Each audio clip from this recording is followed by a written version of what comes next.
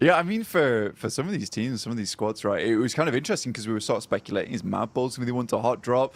In the end, they have to, but it's Inco who does engage that. And I think for Inco, maybe not the greatest thing to happen. I mean, we were talking about how, you know, here on Sandhawk, you do want to try and get as many points as possible, squeeze out as much as possible from this map, because you're only going to see one of it anyway. You don't want to go heavy on these games. Tixie all by his lonesome here. No one else to help him. He's got a DBS versus the three-man squad here of Quest. Easy, straight around the corner. Easy two-pump, double barrel action. Straight into the face of Kitsune as well. Causes him to go bounding around like a very aggressive bunny rabbit. And he's put the foot down, Blank. At least hits onto a one. The sprint out as well. Basically just offering themselves up as sacrifice there. Those are some freebies for Gladiators. You get the response in as well for the situation. Get everyone back on their feet. You're going to be happy with that.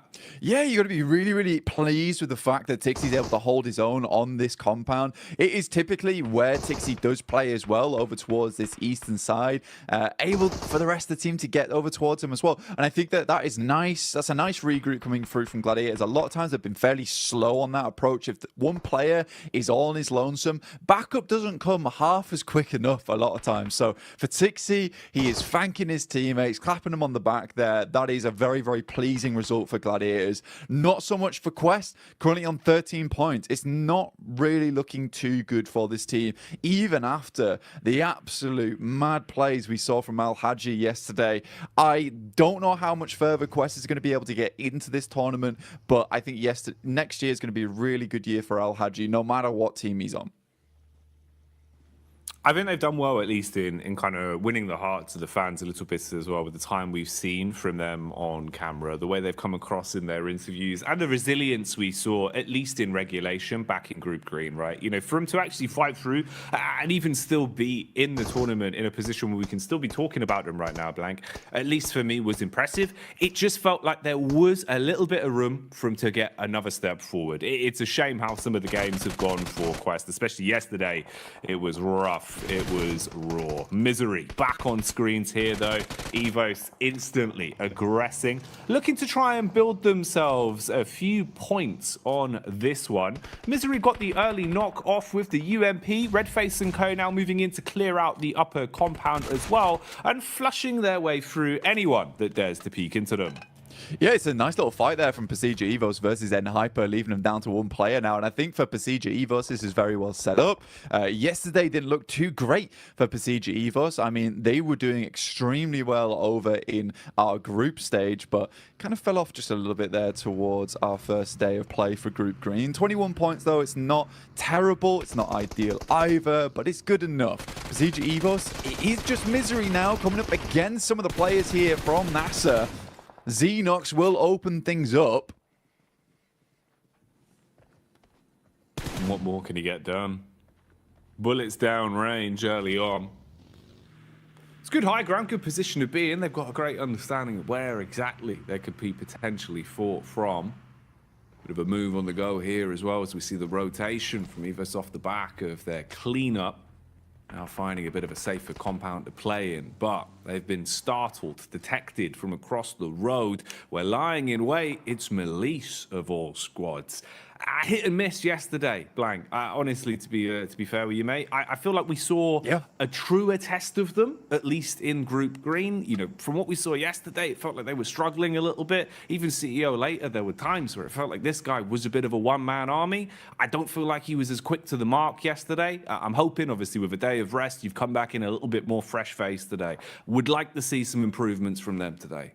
Yeah, I mean, for the Turkish squad, it's just a little bit difficult for them at the moment. I mean, they've been making a lot of right moves. And I think for an edge team that likes to kind of read into opponents' movements around the map and cut the legs out from underneath them, they did a good job of it in terms of theory, right? In theory, where they were playing, it was all fantastic. Then they were going down to these engagements. They weren't always able to win it out very cleanly with a four-man squad going onwards and just clearing from there. And they ended up just losing losing games very early on. And this kind of the risk with playing edge a lot of times whilst you're holding out and guarding those edge sides is that if you get into an engagement there, you lose it, right? There's not much chance of getting very much further into the game. For other teams that like to leapfrog from edge and then send towards kind of a middling position between the center of the circle and the outer side of it, you have much more chance to get further into the game and maybe pick yourself some pretty consistent placement points off the back of it. And we had a really good conversation as well yesterday,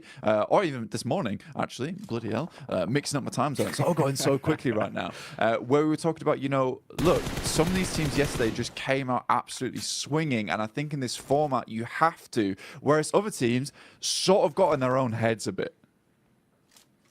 Yeah, that was one of the big focal points we were kind of sort of umming and ahhing over, about how you could see the difference of, let's say, a team like Influence Rage, who came out just playing their style, just absolutely giving it, right? Any opportunity they had to just swing on a fight, play confidently, going into an engagement, basically thinking, you know, we've already won this. They're just thinking about the points being in their pocket.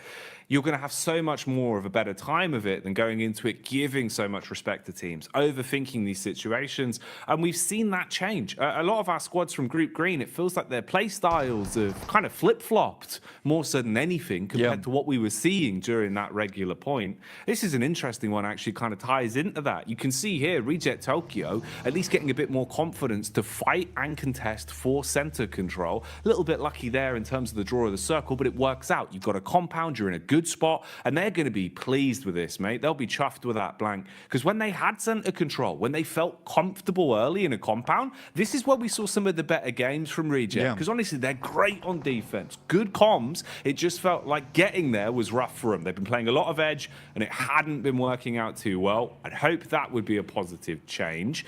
Bit of a fight potentially developing here as well. You've got the push up the hill. Focus is drawn from NASA towards the backside, but a few bullets whizzing on by. Room for a bit of a scrap here.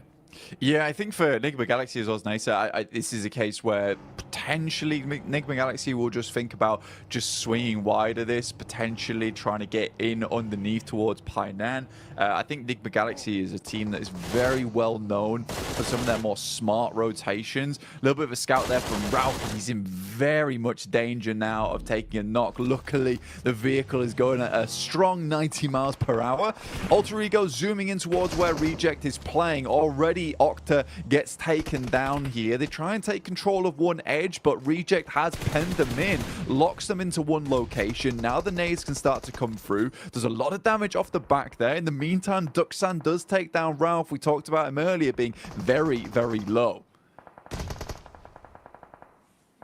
Pins pulled on the nades for Alter Ego, looking to see if maybe there's a way they can defend themselves with these bad boys. Problem is they've already taken so much damage. Reject Tokyo setting themselves up. They're trying to reset in terms of the defense and readjust what positions they're playing from so they can support each other a little bit easier. There is nades in play as well. Reject Tokyo normally very good on lining up those double nades. That could be something to come back towards. For now, we'll see what's happening up on the hillside as well. There's been a bit of commotion here.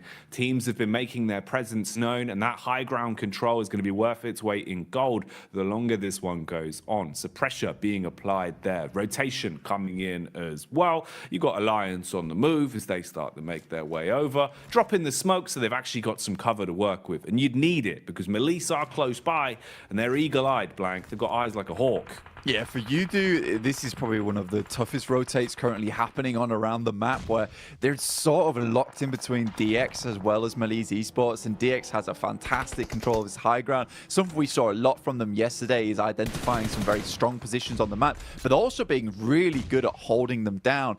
Not necessarily always in compounds, just in certain areas of the map where they have that high ground control. They can play around a little bit of hard cover and go from there. Circle moves very hard towards that north side. Now, that is a little bit of grace given towards MB Esports. They can use that to their advantage. You do Alliance, they take a knock in Flax, and a quick heal goes over towards Fatah there. So very, very immediate response from Yudu Alliance, but I don't think it's going to be enough here. I think they're just caught on with the worst end of the stick out of the lobby. Probably the only team that's going to suffer in the next minute or so, I would say.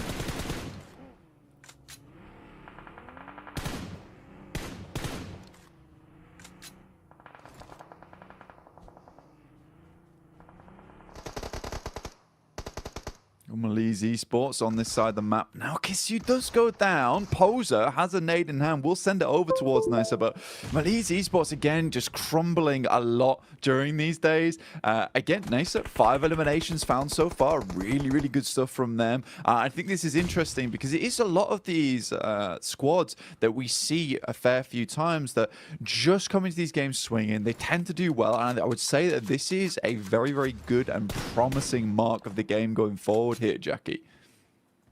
I'd agree with you, man. It feels like, actually, we're getting into a bit of a groove now, a bit of a stride for some of our teams. A lot more aggression displayed early game as well here with the culmination of the 2 groups we have in today's lobby for survival stage.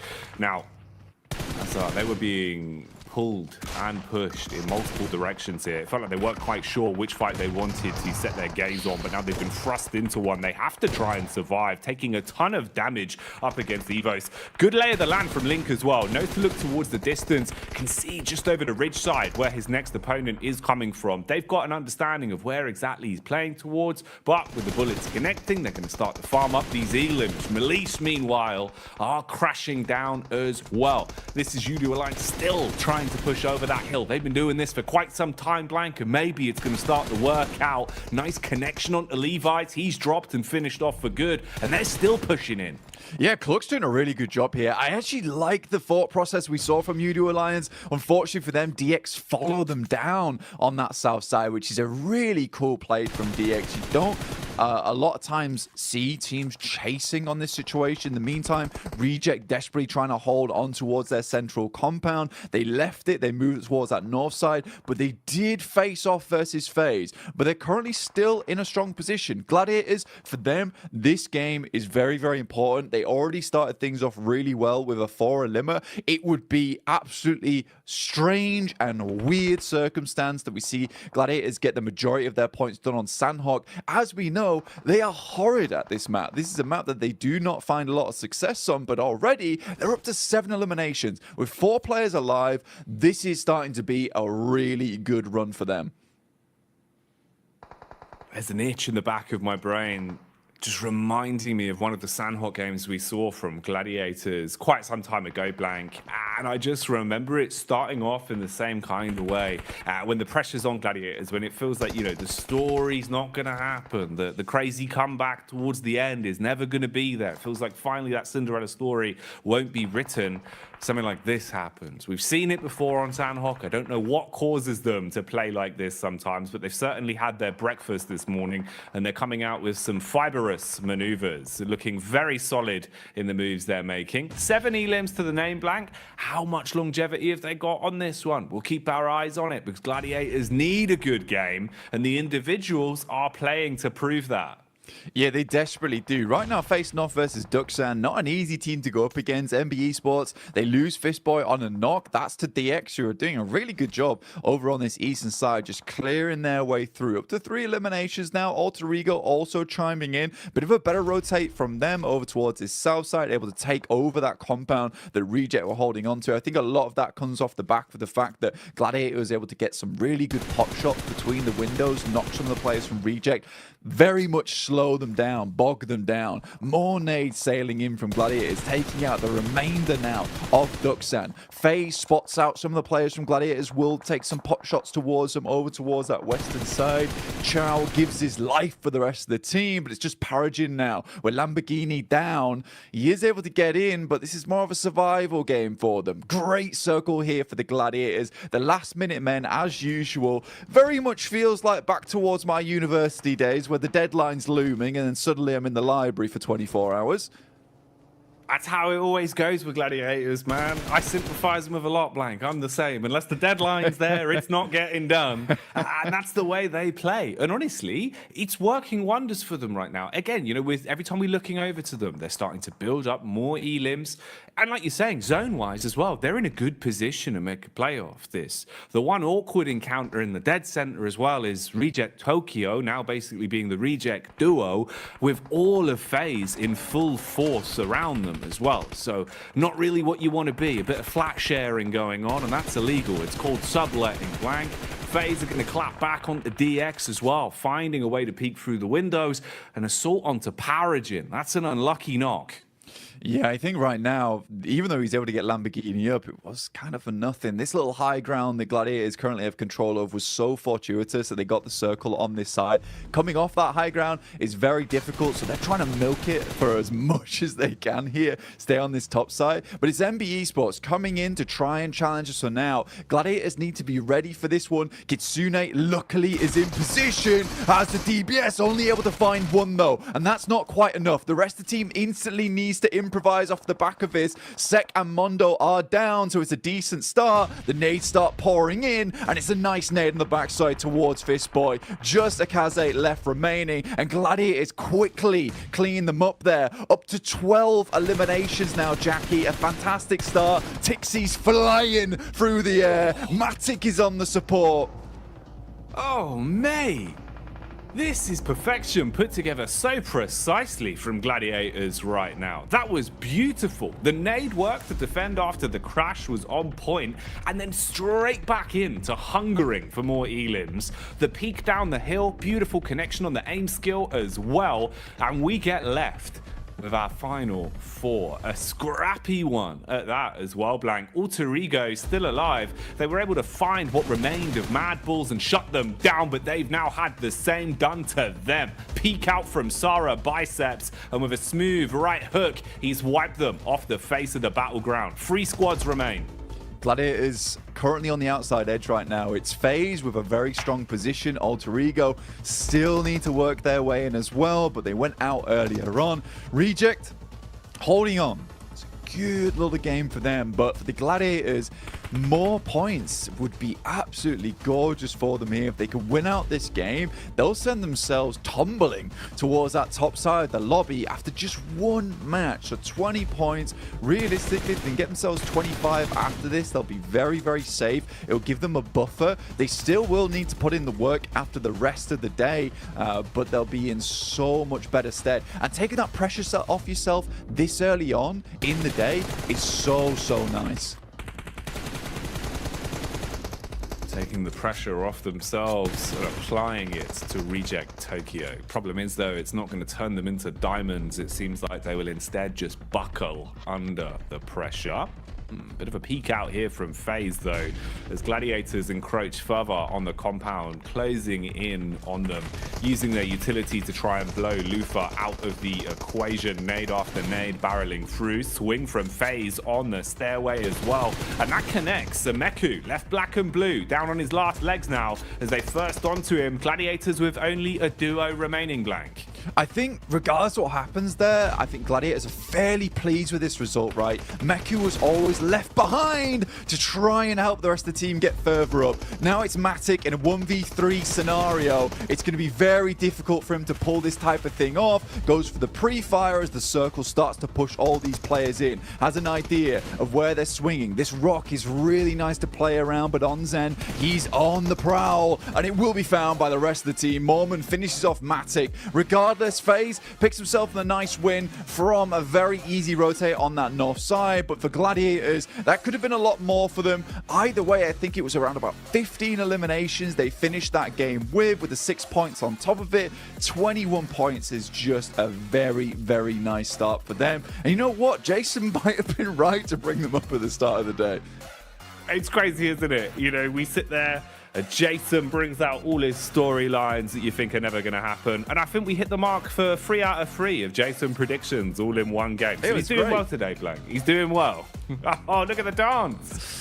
He's happy. He's pleased with that one. I mean, starting off the day with a win here for Mela is really, really nice for him. He's got his hot water bottle in hand as well, mate. Oh, yes. Taking the heat to the next level. This is why FaZe are winning. No, they're bringing the heat in. They're warm. Exactly, Blank. That's madness. They got the moves inside and outside of the battleground, and they got the chicken dinner to boot as well. Can't turn your nose up at that one, but I think we do have to give a little bit of eyesight over towards Gladiators, looking at the stats in terms of what they got up to on that one as well. Yeah. That's a big game from them, right? They're actually fragging as well, Blank, which I think makes the world of difference in the sense of confidence. It's what we were talking about way back at the start of the game. At least now, having a high elim game, it should perk you up a little bit. You're not going to feel so somber throughout the rest of the day.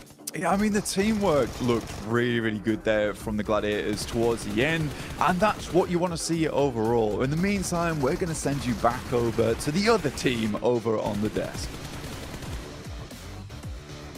The desk team, the best team here. Like FaZe Clan getting their victory on the board here, starting things off strong for Group Red. But to be honest, there's a lot of moving parts and a lot of working parts in this one that allowed quite a few other teams to have some decent results. You know, Max, I know you didn't want to talk about him at the start of the day, but I'm going to make you talk about him now. No. It's G Gladiators. Okay, you know what? They got himself some wins. I can give you that much, Jason. I think Kalaris was talking about that. The eliminations kind of got fed to them in weird ways, especially that fight versus Quest. Alter Ego changing their drop location to the Eastern Island, and Mad Balls fighting Inco, which means that their rotation path here, Jason, is completely free. Even if you rotate late, you can make it through Trifecta, you can get access to Bootcamp Hill, and off the back of that, they can just start blasting at so many other teams like Duxan, Alter Ego, and get 15 eliminations on the board. They needed those points here because they were in a tough spot before here, and they already doubled their points. They had 20 points before this match, and now extra 21. That is massive for Gladiators. That might be exactly what they need to get themselves in more of a safer position, considering this is their last day of play overall. But another team we have to dive into here is Reject in particular, because the position they had, we were watching a little bit of a disagreement between you and Max in terms of what Reject decided to do as his own tried to center up on FaZe. So I think that they were trying to make the game-winning play, right? Like with some of their moves. They start in Trifecta, they had a 2-2, and they go to the compound, which in our region we see always as a focus point for some of these circles mid Sandhawk. Now, they realized Alter Ego's coming in behind them. They made a ridiculous blitz through. It was risky, but they actually got a lot of points from it, 8 points in total. That's by the by. Rejects here from this point on tries to leave this compound and go north towards FaZe. I think they already took one elimination off of FaZe, so they knew that they were weakened, or in a weakened state, but it was very slow, very unsuccessful trying to breach the position of FaZe here. So I like that Rejects was a winning move, but it materialized. At least they got high up in this game, I suppose. Yeah, I think that the situation they were in with Alter Ego playing the road Trifecta compound is you want to work with Alter Ego and stay in that compound for as long as possible to gatekeep other potential threats later on down the line. If you stay there with Alter Ego, you eliminate Nemo Galaxy, Deke Xavier, Duxan. You can also maybe eliminate some players of Gladiators as they get pushed down Bootcamp Hill, and off the back of that, you can transition through the rocks, maybe make over to FaZe. I think that was the better approach, but to be honest, the moment Deke Xavier died, right, Kalaris, they could play those rocks and survive super fine to the match. So it ended up working out, but I think there was maybe another option available. But that's the cool thing. There's so many ways to play it that you don't know which one might be the best at the end. I mean, yeah, I get what you're saying, like a symbiotic relationship in that compound for a little while. The thing I look at it is that they got third in this game, and would they have probably have got third if they'd have stayed in that compound as well? Yeah, probably. But would they have got first? Almost absolutely not. So I think that, you know, they were trying to go for it all, and obviously it didn't pan out. Yeah, and again, trying to make those plays that are really important for them, considering Reject coming into this one from Group Green. So they only have, well, now 5 matches left to go. They have to get as many points as possible. They have to make sure that to make the right decisions, though, as we did look at a drop as well between Mad Bulls and Inco. And Mad Bulls, a team that it really doesn't matter for them, right? They're pretty much safe into the last chance. For Inco, though, at least them trying to scrape by as many points as possible. I think they got 3 with the eliminations. They're realizing, okay, well, this is not going to work out. Let's try to salvage with something, but they have to maybe look forward now to the next 5 matches. Yeah, don't forget the best part of that fight here, Jason, is just Raoul coming like, sit down. just get rid of them right away. That was a good bit. That was a good bit right there. But yeah, it's a hot drop. It is normally Inco that would have to change that drop because Mad Bulls, as you touched upon, Kalaris, during that game, are already so comfortable. It is currently their fight to win currently in that position. If they win it, they clear it for the last chance. And Inco, they're just going to be maybe completely out of that position from the get-go. So yeah, Inco, cool. It's fair enough. There's only 1 of these maps per day. But you might want to try and think of avoiding those as much as possible because it can really impact your results over only 2 days worth of play. That is such a small amount of time that these hot drops can really impact your position. Yeah, it would be even especially more huge if there was more than 1 Sandhawk per day, right? But there's very little interest in giving up your position when you've done as well as you did like yesterday as Mad Bulls. One thing I do want to mention really quickly, because you said it while we were watching the game, and I kind of really liked the idea of it. We did see Alter Ego change the drop location, as was mentioned already on the desk here. They went up towards Cow. But then when the zone started to shift away from Corey, more centralized, and they were on the east side of Corey, you were talking about what do they do here in this position. And Klaus, I wanted you to bring that up just really quickly. Yeah, again, they're just playing really risky PUBG Mobile. Like, going for these wide rotates, going up against Quarry, which is a very difficult place to transition away from. They have to bomb it through to try and make something happen. If they'd have come in from the north, it might have just been an easier time. But yeah, they did all right. But it was, again, very risky PUBG Mobile here. Yeah. High risk, potentially high reward for Altigo, who desperately need every single point they possibly can in our final 5 matches. And it's time to head into our second match of the day, which is our first Erangel of the day with Jackie and Blake. Ooh, the first of the 3 Erangels. This is good. This is always my favorite Porsche and Blanc, because it feels like we start to get the more nuanced games, right? Where we can kind of expect the more unexpected. But this lobby's already looking kind of wild. So we'll see what we get, Blanc. We'll see what we get. We're in for some treats. Yeah, I think that the guys on the desk touch on a really important point here is that for some of these teams, you know, specifically what Kalaris was talking about really interested me in the sense that, you know, Reject, they go for the game-winning play at the end of the day. And I think you have to do that now. You really do have to go for these sort of things because, honestly, for Group Green, we know that this is their last day of play to get in towards that survival stage, not be in the bottom 8. And again, because you are the group that's playing the first 2 days in a row, you don't play the last day, you don't really know what marker you're aiming for, right? You don't know where that bullseye lies because no one is on that 16th position where it's just fixed, and you can think to yourself, we only need to get this amount of points to get in, so you have to push it to the max every single game. And I think that some teams are realizing, I would say too late at this point in time in Group Green, that they have to go for these game-winning moves. That had to come through yesterday. It absolutely had to come through yesterday. I think Mad Bulls took their fate into their own hands very quickly, as did Influence Rage, who have more than secured their position over towards the last chance phase. At this point, I think they have 77 points, something ridiculous at this point in time. So I think for some of these teams, maybe it's coming through too late. You need a little bit of luck today. You need to really hit your shots. You need to be making strong rotations and maybe, just maybe, able to bump those points up just enough. I think for Quest, that instant elimination at the start of the day there on Sandhawk versus a team that most people regard as not the greatest Sandhawk team will really knock their confidence in a big way. We know Quest made it in by the skin of their teeth, literally 1 point in Group Green to get towards that survival stage. I don't know if that sort of playstyle is going to cut it here, where a lot of teams, we're starting to cut down past the teams that, you know, didn't get past the first group stage. They're now in the survival stage now, where we have a lot of really, really strong teams. They won't just sit down and die like Tiamba did.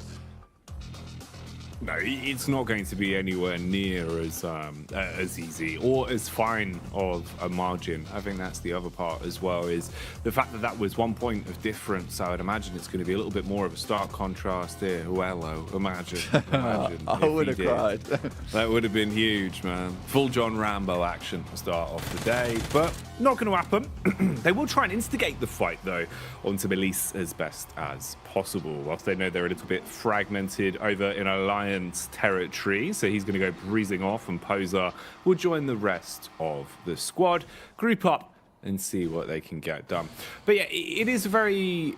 I don't know, it's quite a curious way to start off the day, really, in terms of some of the teams that we saw playing well. It was a bit more unexpected for me. After what we saw from Gladiators, I was kind of starting to shift into that, you know, you don't believe in the Gladiators camp. But as soon as it feels like you hit that point on the meter, that's when they bounce back. I think they do it just to, like, spite everyone. They do, man. They really want to kind of like rope you into the idea that it's not going to happen, and then, you know, they make all the fans book their tickets last minute to the finals. That's how that always goes. But we'll see if they can maintain pace, because it was a good game from them. But it's a key point that you hit on as well that I think is quite interesting, in the sense that the best they can do now is try and repeat that as much as possible today, because obviously they've left themselves with no other chances to accumulate points. So if you're leaving it up to another team to decide your fate, that's the rough part. Losing Alva off the back as well. And I think this is something that's happened a few times now coming through from the boys on the squad. And I think that when you look at this, for Alter Ego, you just maybe drop trash around Mansion. don't go for this 2-2 split between Lipovka as well as Mansion itself. It's not worth it. With the amount of teams that saw you yesterday get trounced by other squads, of course, NBE Sports is going to come down here and start to take some pot shots towards you. Mondo's coming in with the UAS, likely to clean this one up. The best Rosemary can do is send out some smokes, try and hit a couple of shots over with the DP, but I don't know, man. No, this is looking pretty raw. It's like uncooked beef at this point, Blank. It is not what you want, mate.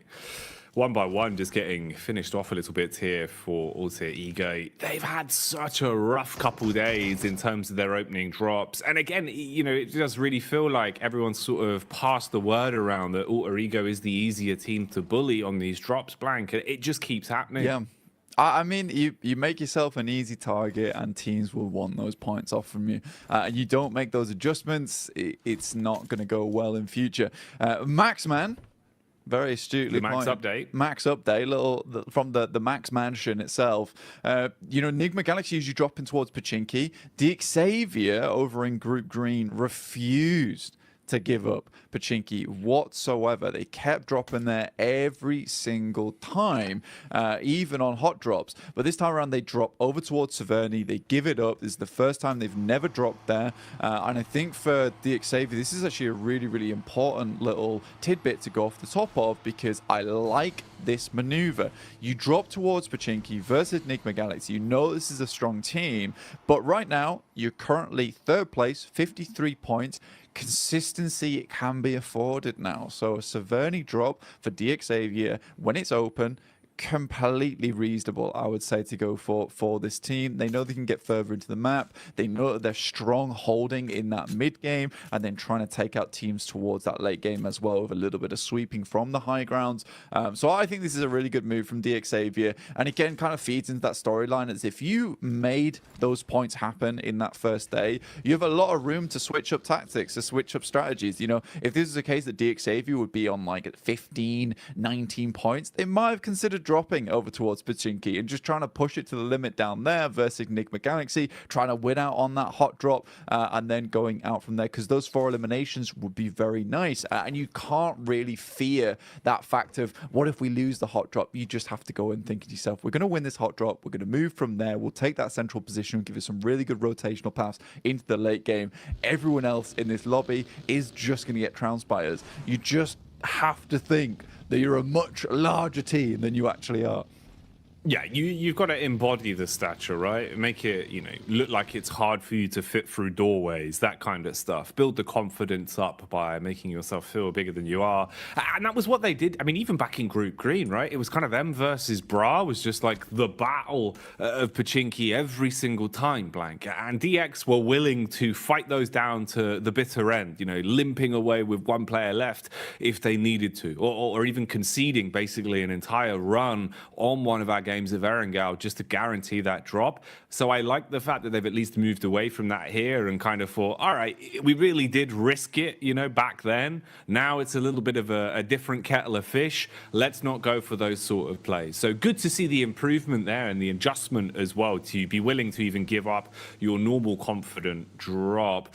Man, drop is a word that is synonymous with Alter Ego at the minute, though, as every time we look towards the Elim feed, it feels like it's Rosemary that's just taking bullets from miles away. It's so unfortunate for AE for the way these games have been going, but again, here, they're just exposed. You've got a line of sight. MBE just keep putting the pressure on and Blank. Yeah, I think for Alter Ego at this point in time, it's just not looking good, right? And I think we said this multiple times at this point. There had to be a change coming today. Kalaris gave some really good points. There's some very risky rotations. I think this one in particular was a risky drop as well.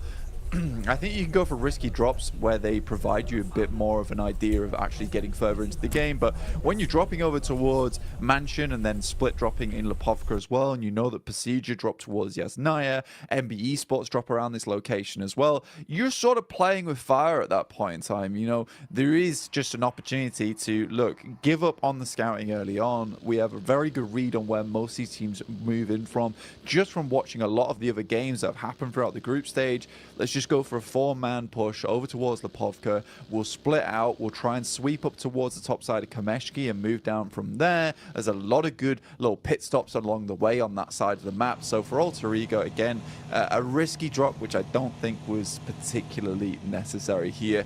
The Xavier, kind of expected from them. Move up towards northern side, take the high ground, control, and play off the back of that one. So I like this from DXavier indeed. Mad Bulls also find themselves on the northern side of Yasnaya. Very nice little quick rotate from them, and a very hard shift over towards the eastern side, encompassing a lot of water in this one as well. So if teams want to get their feet wet, they certainly can if they want to live out this game a little bit longer. But for most teams, it's going to be either trying to sweep on this northern side or trying to hold towards some of these compounds on the edge. It's kind of a difficult position to play in. Some teams will be afforded some great spots early on if they were able to get here quick enough, but some teams on this outer edge will be struggling to find themselves a home.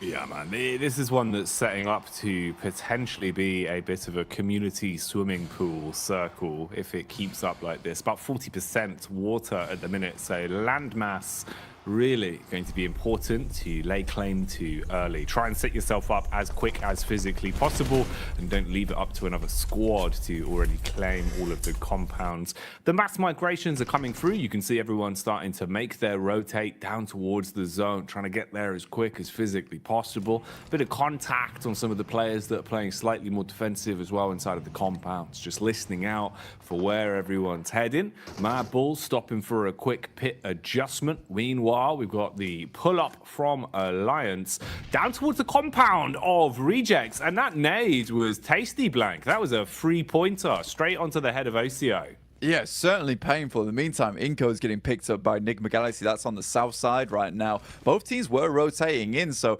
some pretty decent shots, I assume, were being made from inside the vehicle itself. Very much a turret going through right now from Enigma Galaxy, all in one vehicle. Slightly dangerous, but it's worked out for them so far, with Inco taking 1 knock and a flush off the back of that.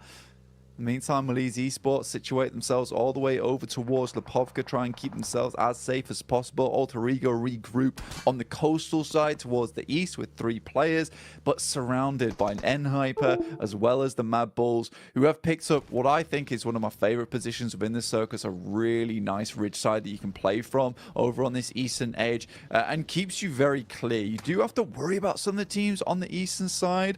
See right now, Enigma Galaxy just cannot find anywhere to stay. And this is what I'm talking about. If you come out on the edge here, you are going to be driving around a lot. And it's even more terrifying the fact they're in one vehicle, which is exactly why they try and get into a second, but not before Coops is pulled out of it. And Freak will just have to leave off the back of that. Man, it's so unlucky.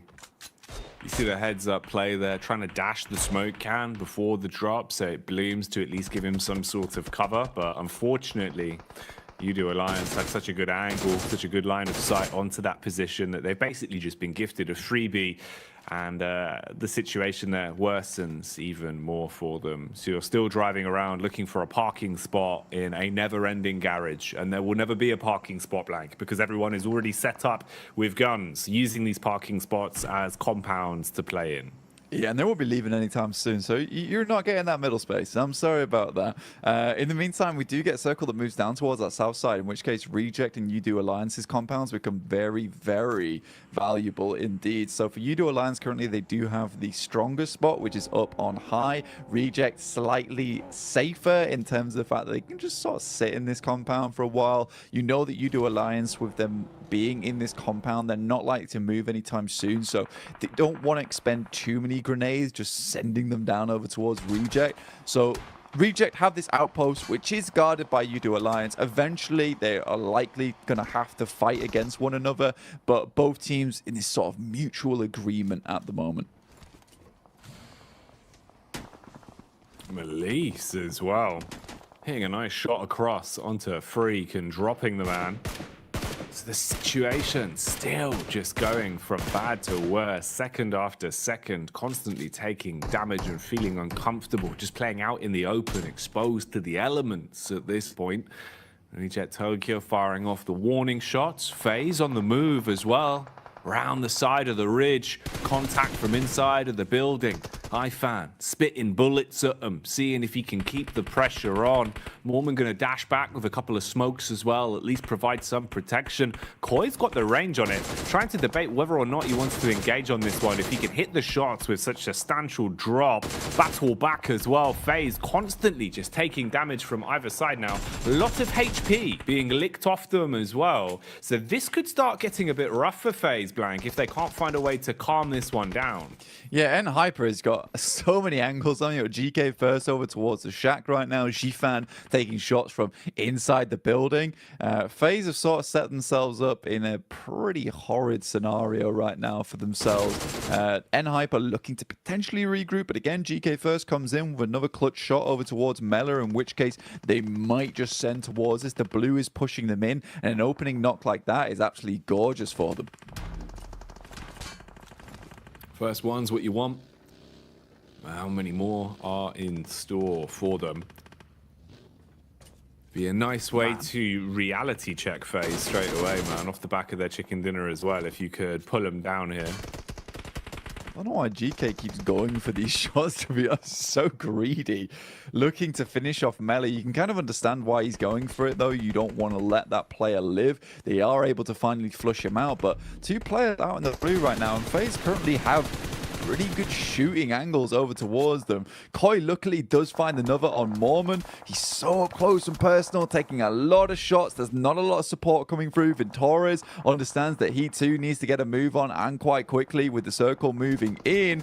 Very, very quick movements all around the block for Hyper, but this has been a sort of a crazy push from Hyper, locking both FaZe and them to their dooms. GK first even drops over there to the play zone itself. This has been a very, very odd fight. Gladiator is looking to maybe get themselves slightly involved. Xifan inside the building, and Hyper actually indeed go down. Mormon as well as Ventores might be able to continue, and that felt like one of the weirdest fights coming through from Hyper indeed. I didn't like that whatsoever. Felt like almost a guaranteed hold over towards its south side, just given up by some odd angles being taken.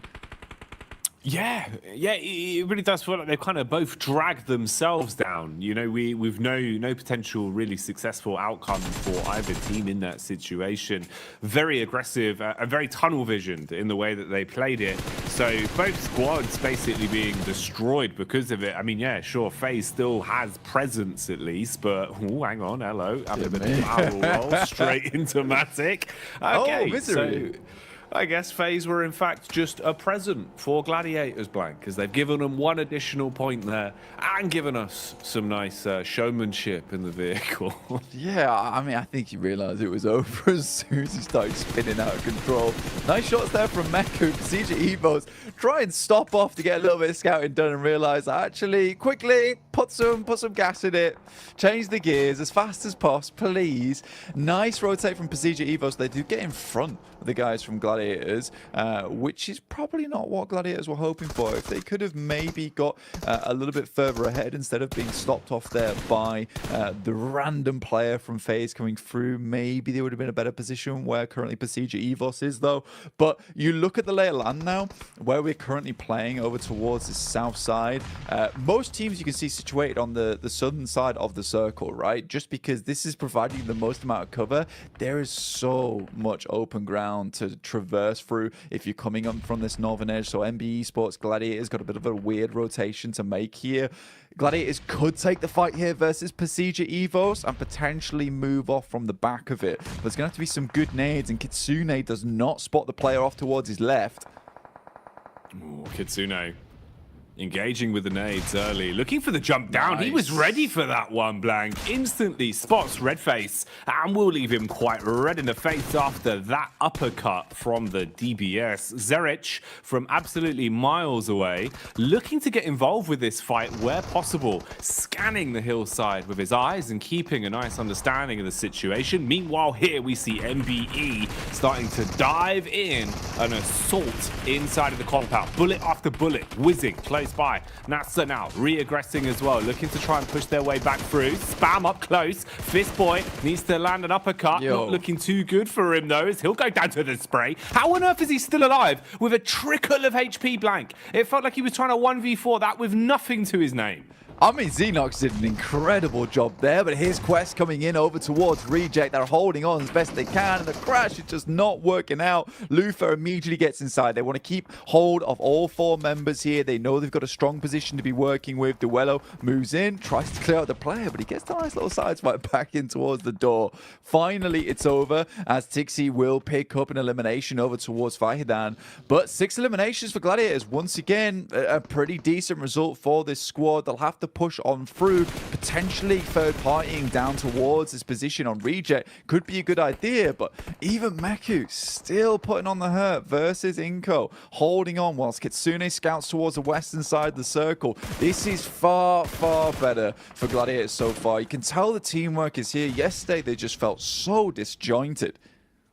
Well, they're just fighting as well, Blank. I think that's the one big difference, right? Is we're seeing them play so confidently now where they're actually pulling up, looking like they're going into these engagements with the idea being to win them, with the idea being to get elims. Whereas yesterday, it felt a bit timid. It felt like they were playing inside of a box and kind of waiting for teams to come towards them. So I'm glad to see it. Definitely a much-needed facelift for Gladiators, looking a lot more like the side that we like to see, at least. A lot of movement going on now as well. Bit of reshuffling. There's a ton of commotion down here. So everyone's kind of ringing the proverbial dinner bell, if you will. And it started to bait in the rotators, the man-dem that want to pull up and try and squirrel away some of the points. So let's see if that'll be a potential outcome here. Roadside shenanigans for NBE. Meanwhile, Melise engaging on Ego. That was big, Blank. Nice nade to open it up. Yeah, an absolute chunky nade as well. Kisyu looks for another, sends it in, but Alter Ego is tucked away just for the time being. Smoke's been dropped down by Melise Esports. They don't want to get caught off on the side here. In the meantime,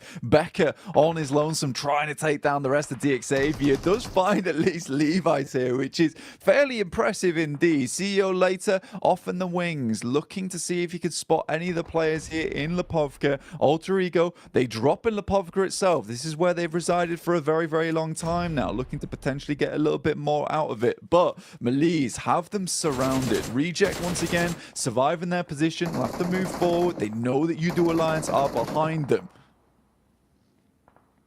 UDO, what can they do in a spot like this, playing on a hillside? Flax adjusting the crosshair, paranoid about the smoke expiring to his left, but wants to prioritize the correct angle, hoping they can get some shots off onto Reject. Once they expose themselves, they've got a 3-pronged smoke wall blocking themselves at the minute, with the tree geometry providing a bit of cover as well. Slowly pushing their way up past the bushes now, as Lufa will jump in the rotate car. Oh, should have got info on that as well as he drove up. Seems like he knows he could be peeked from the ridge side. So we'll smoke that off and try and cover himself. Clark's up top, Blank. Man's got the DMR as well to work with potentially here. Seems like it's the shotgun also. Nice little DBS for close range engagements. And nades to boot. That could be a bit of a banger. Seems like it should be on target, but slightly off the mark. Yeah, you really need an airburst here, but a nice shot comes through, and I think that's from MBE Sports actually over towards UDO Alliance. The Gladiators continue to lose members. Squash finally does go down off in the distance. And the circle does center up and confirm up towards Lipovka. So any team that made that decision early is happy about it. But look at this. UDO Alliance is losing members left and right, but the drop shot will at least keep them alive for a little bit longer. But the drop shot just ends up with them being dropped themselves. UDO Alliance out and Reject up to 5 eliminations. A very different face on this team, looking more Oni-esque today. Demonic coming through from Reject. This is more what we wanted, right? You're raising hell a little bit now. They're getting stuck into the game, Blank, not playing as timid, fighting when necessary, trying to play towards center, contesting for edge control when needed. It's better from Reject, but they've got to maintain that, keep that course going. Don't let it drop off now, as they do at least find their way through the test of UDO and control that one. NBE keep popping up all over the shop. It feels like NBE have just been running back and forth, trying to stay alive from this roadside, having little moments of chip damage onto anyone that peeks into them. They're still here for now, just in front of Rejects. They're exposed if they go for a bit of a push. They're just using the smokes to hold themselves for now, but Zara is engaging with it. It's a nice first nade. Got the lineup on the second as well, Blank. The nades alone could be enough to deal with them. Man, the long arm on Sarah is looking good, but nasty shots coming in from Nakaze through the smoke, takes down a fair few of them. Now Duello left to challenge versus Nakaze off in the distance. Nice shot on the edge, but quickly cleans them all up. And what a clean finish there from Nakaze at the end. It looked like it was all done and dusted for the squad, but fantastically well held out by Nakaze. Gladiators still at 4 players alive, but one of the final teams to be on this northern edge alongside them and NBE Sports. Mad Bulls up to 5 eliminations, Gladiators up to 8. They're doing good here. You asked about a bit of a repeat. We even heard about the dinner bell, and so far Gladiators have been hitting us with some nice mash rotators at the moment. These rotates have been clean. Whatever they're cooking up today, Blank, it looks like it is fresh, not frozen. Nothing being reused here. Ooh, turning up the heat, though, as the kitchen metaphor continues. Have to get out of that one. Melise set ablaze, couldn't handle it. Kiss You dropped, as the M4 will give him the damage. Business being done. Mad Bulls close by as well. They can start to breach and clear. Take the players out that are inside of these buildings now, but Frozen crumbles. He cracks under the pressure on the contact, and it's all getting a little bit sheepish. Constant damage being fired out by Gladiators, sure, but no one wanting to make the first mistake. You have such a sheer number of squads all close, shoulder to shoulder inside of these compounds, with only Gladiators being able to complete the push down towards the beach side. They're in a pretty dream spot right now, and it's going to be so much harder for this heat map of teams we can see all on top of each other inside of the neighborhood. A nasty neighborhood, Blank. They're not friendly neighbors. Not at all. Everyone's just leaving some horrid messages on one another's doors right now.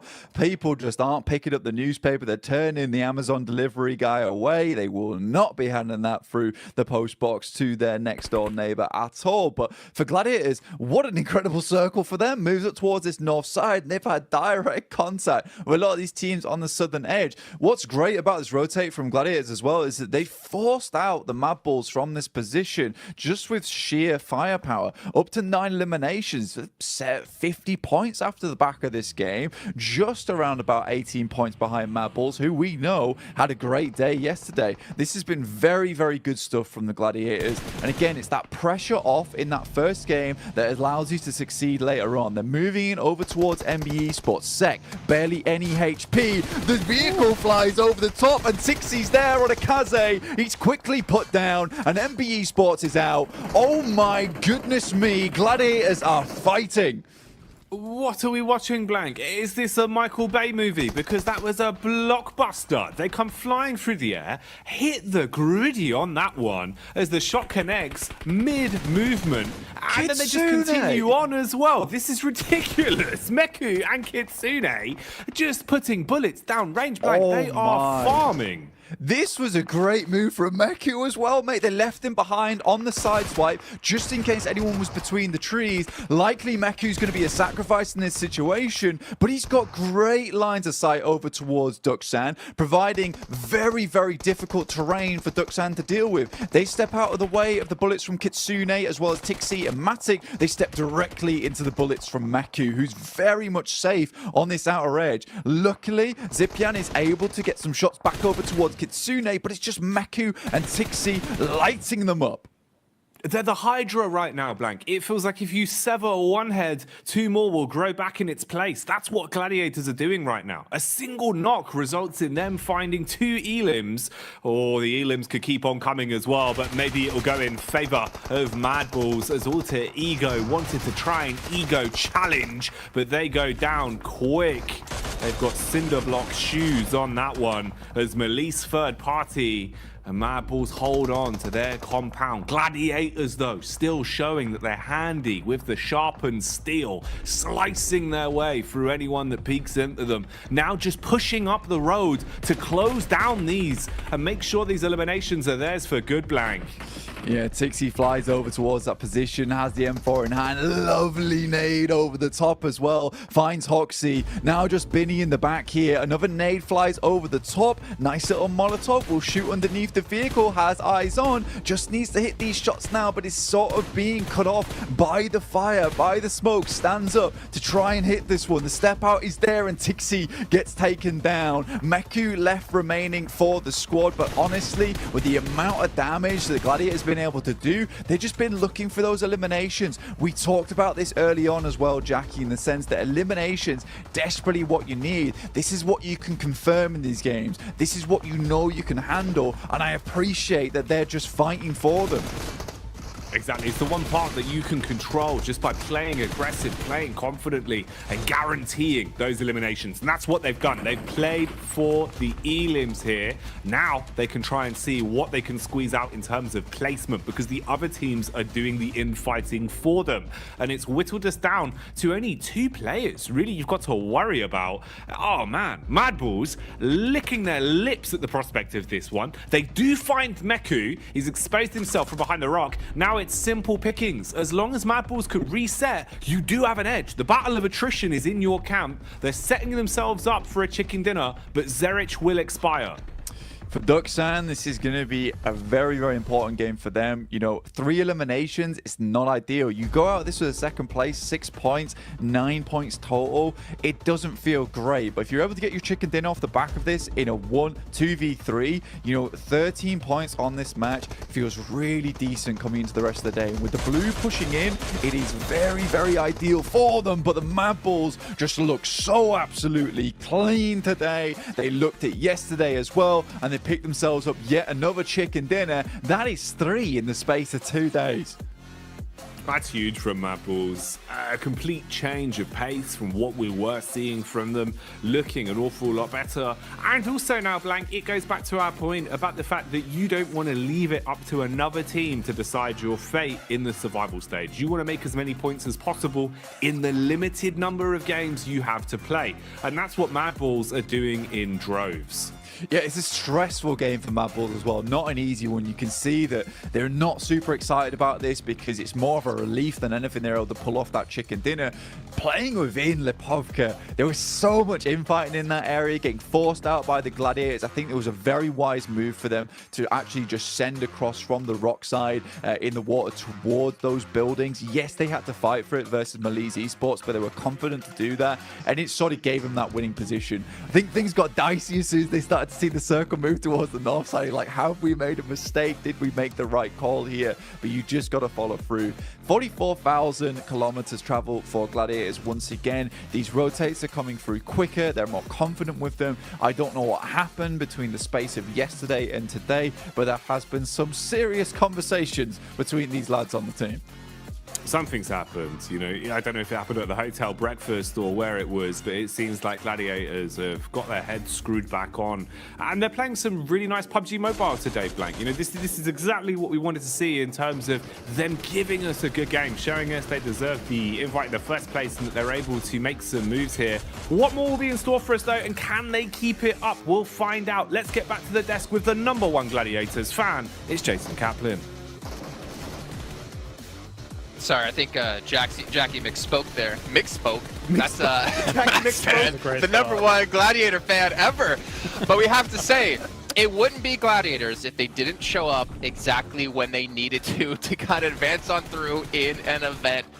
And hey, you know, credit to them, another massive game for them in terms of eliminations, great positioning as well. They were able to crash an NBA Esports and kind of do the exact same thing, just the other way around from the prior match. But also Mad Bulls, man. Like, there's so many things to talk about. You know what?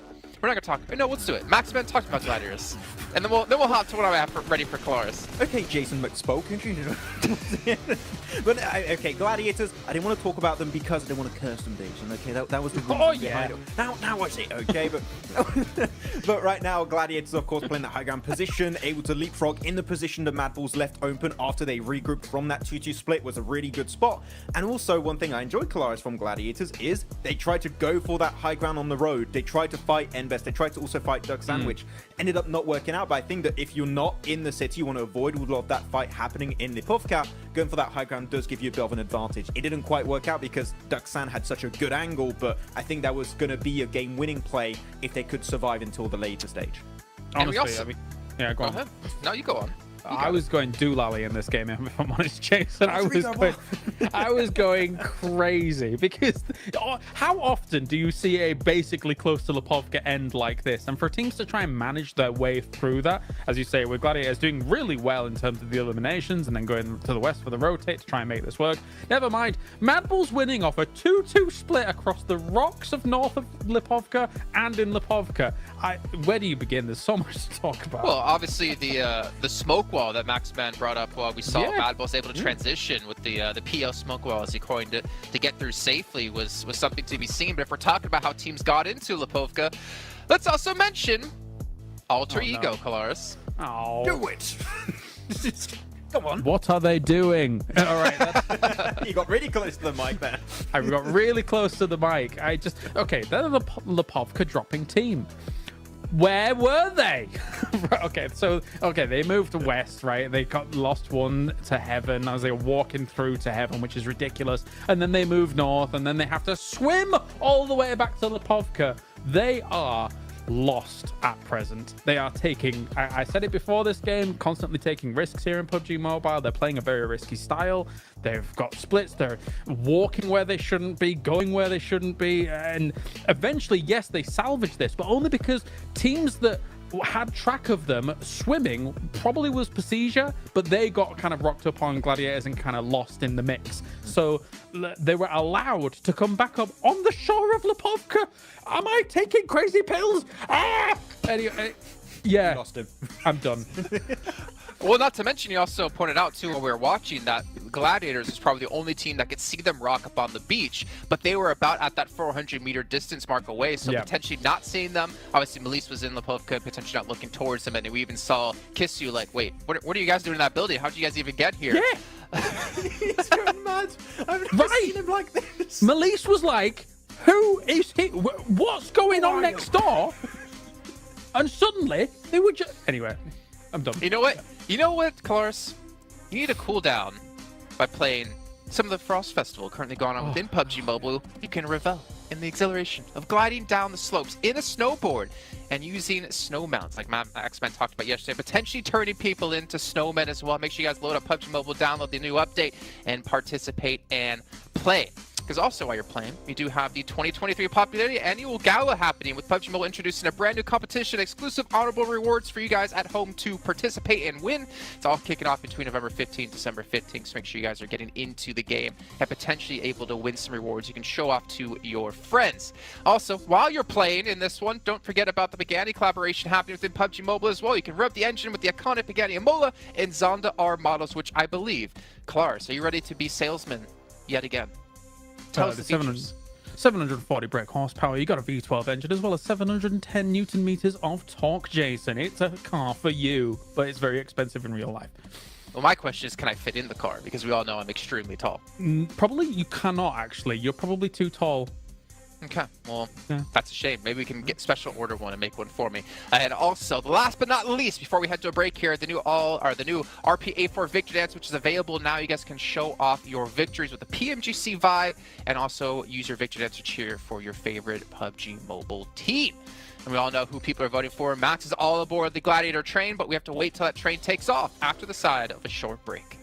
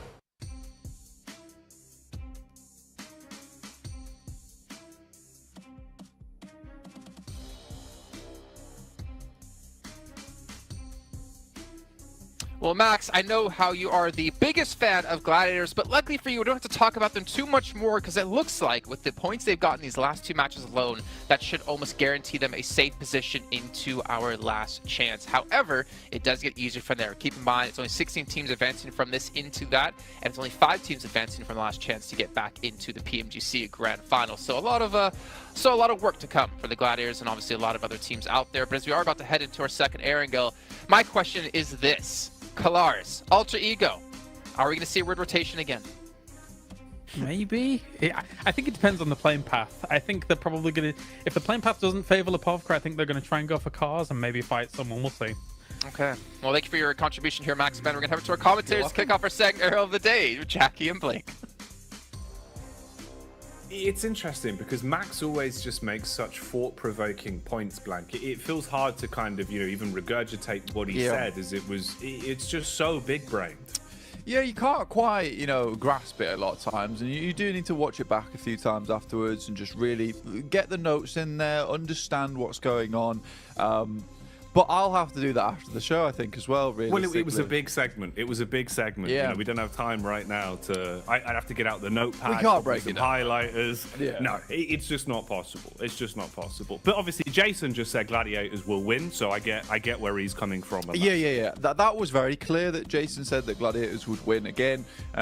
It's definitely going to be a Gladiators first place chicken dinner on this one. I think they're just playing out of their minds right now. I don't know what's gotten into them. What's quite frustrating about this, though, is that they're getting some flashbacks to last year a little bit, where they made it past the survival stage into last chance and then got pipped at the post over towards 5th place. And I don't want all the thunder to come now. I would quite like some of it to be reserved, keep a little bit of that lightning in a bottle for the last chance phase. But again, they've just started stepping up now. I don't know what I'm talking about, really. Keep going, I guess, for the time being. I do like the idea that you've gone, okay, well, look, you're doing pretty well right now. Let's slow that down. Slow it down. Look, if you get too big for your boots and set the bar too high, you're not going to make it there again. And they're like, this is interesting. You are right. The thing is, Joe, we have such an intimate relationship with this team because we commentate them all the time right over in EU. So we sort of know their tendencies. They can be a frustrating squad to watch a lot of times. But there are a lot of... confusing. Yeah, it is confusing. There are a lot of other great teams in this lobby so far at the moment. I mean, Reject have certainly started to pump things up just a little bit. I don't think we're quite at, Reject levels of Group Green so far, but we're definitely getting there. And I mean, it all came from that simple interview that Sarah gave, which was literally the most base thing he could have done, which was, we're not going center enough. And then they went center and won a bunch of games. They're doing that again here. It seems to be working reasonably well too. So I think that they've just kind of shedded that mentality of like, it's not going too hot for us right now. Let's just go center. We'll just play our game and see what happens. And I think that's what a lot of teams are starting to do now, which is really, really good to see. You have to get out your own head here, especially if anyone who's in Group Green right now in this last chance scenario. You just have to play out these matches. I was going to touch on Alter Ego. I'm not gonna, and it's tainted, unfortunately. I would have loved to have seen that team do a lot better, but we'll wait. We'll wait and see. We'll see how things lie at the end, right? Because I think we've kind of beaten the horse on that one, really, in the way the game's. They're already being beaten.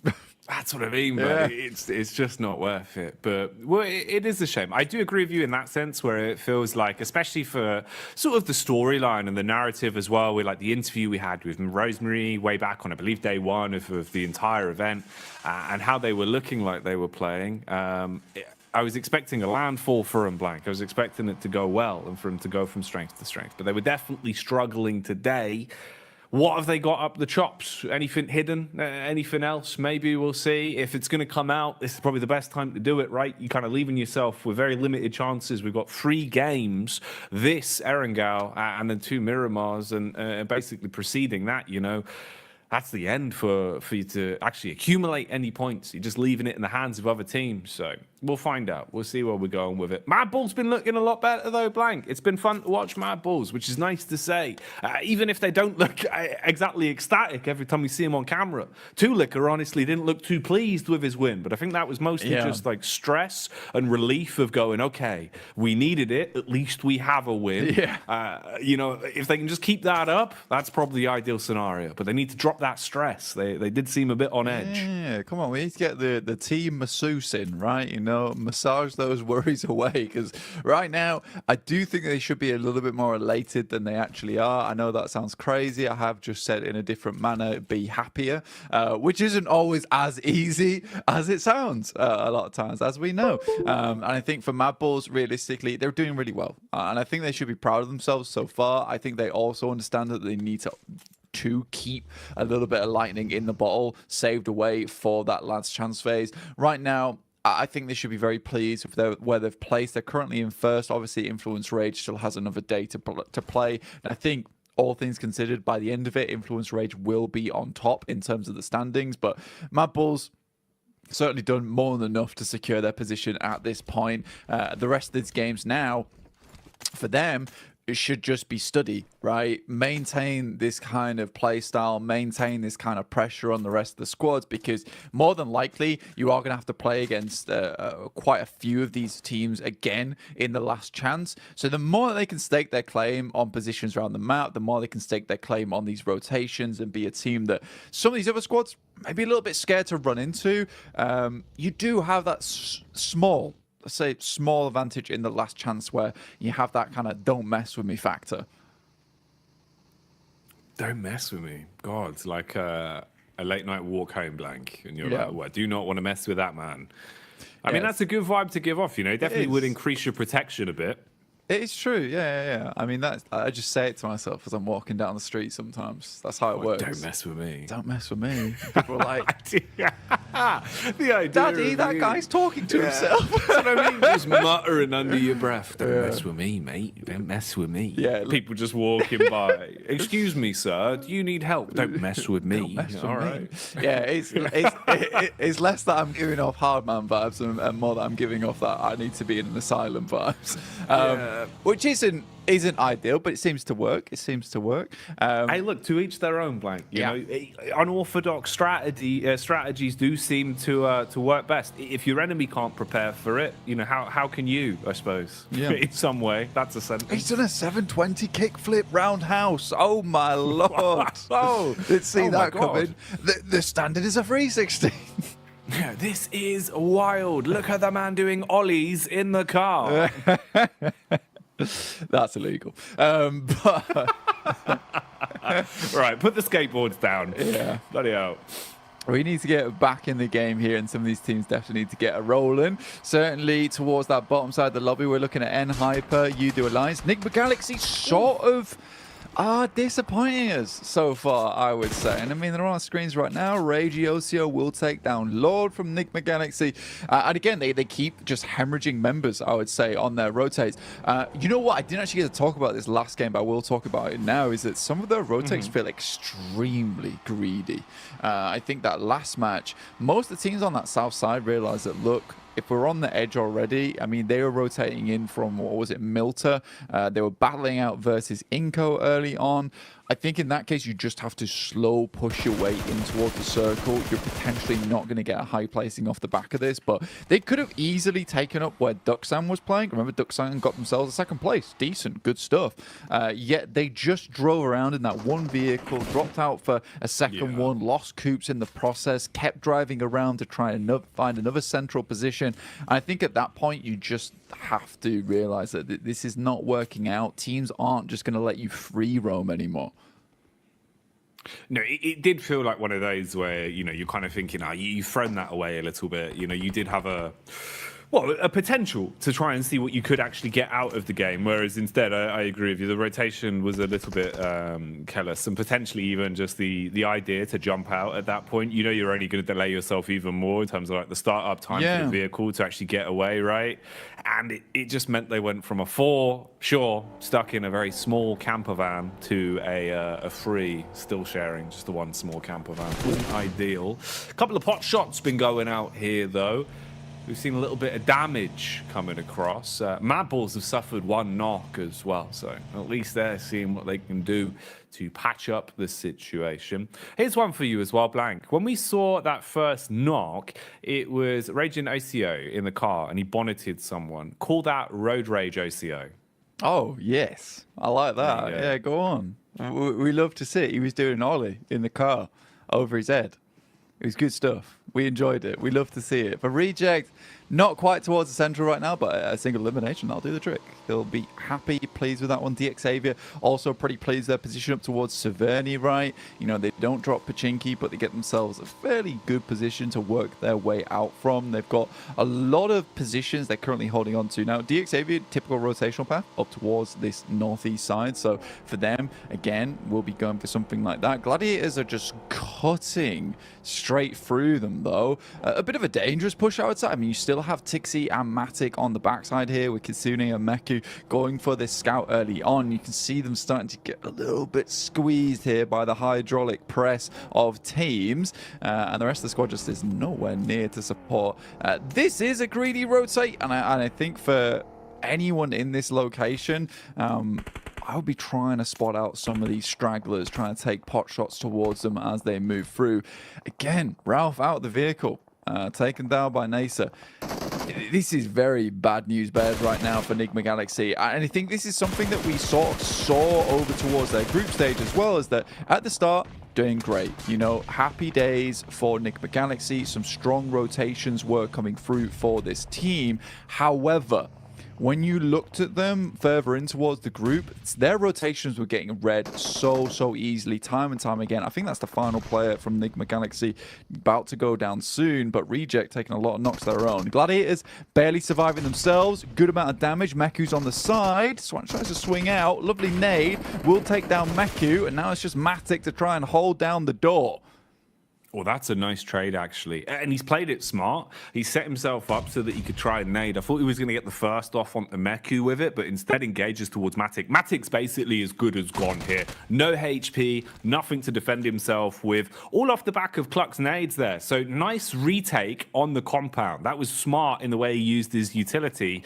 And that's unlucky for the Gladiators. So Jason Kaplan's prediction there not coming true, Blank, because they've gone down without a single elim on that one. Got a bit too big for their boots. Yeah, that's what I'm talking about. But they've slowed it down, as I asked them to. Well done. You know, this is more the Gladiators we're used to. You know, going down in the first two stages. That's great. Brilliant. Now, do something a little bit more next game. Maybe revert back to, you know, making not the greatest rotations. To be fair, that wasn't bad by any stretch of the word. I quite liked it. Unfortunately for them, I think you make that rotation a little bit too late.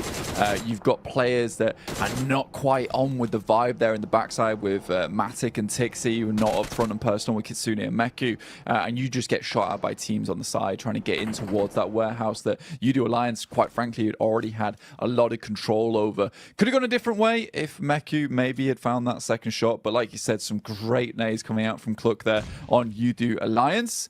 In the meantime, let's have a look at where some of these other teams are playing. MBE Sports up towards that northeast side. Not a huge amount of points found, but they're consistently in the game, right? And I think that's something that's great to see so far on that side. Yeah, they've been making a lot of cameo appearances, you know, even in situations where it's just one or two elims and they stay alive. It feels that they're always popping up to be a little bit annoying, nip at teams' heels and try and farm the odd points here and there. This is one that feels like it's just a matter of, you know, the chase at the minute. Feels like you're being forced further and further back, and Rejects know they're being hunted on this one. Trying to play with at least some map geometry to give them cover, as NASA are definitely roaming quite far out and looking to gain a good understanding of where everyone is stationed, using the reconnaissance of Xenox here with the one vehicle as a bit of a scout, and then having a backup position to fall back towards. Freak's actually still alive as well, Blank. All right, yeah, so that's just the one man that remained. I mean, his entire team basically got picked to pieces instantly.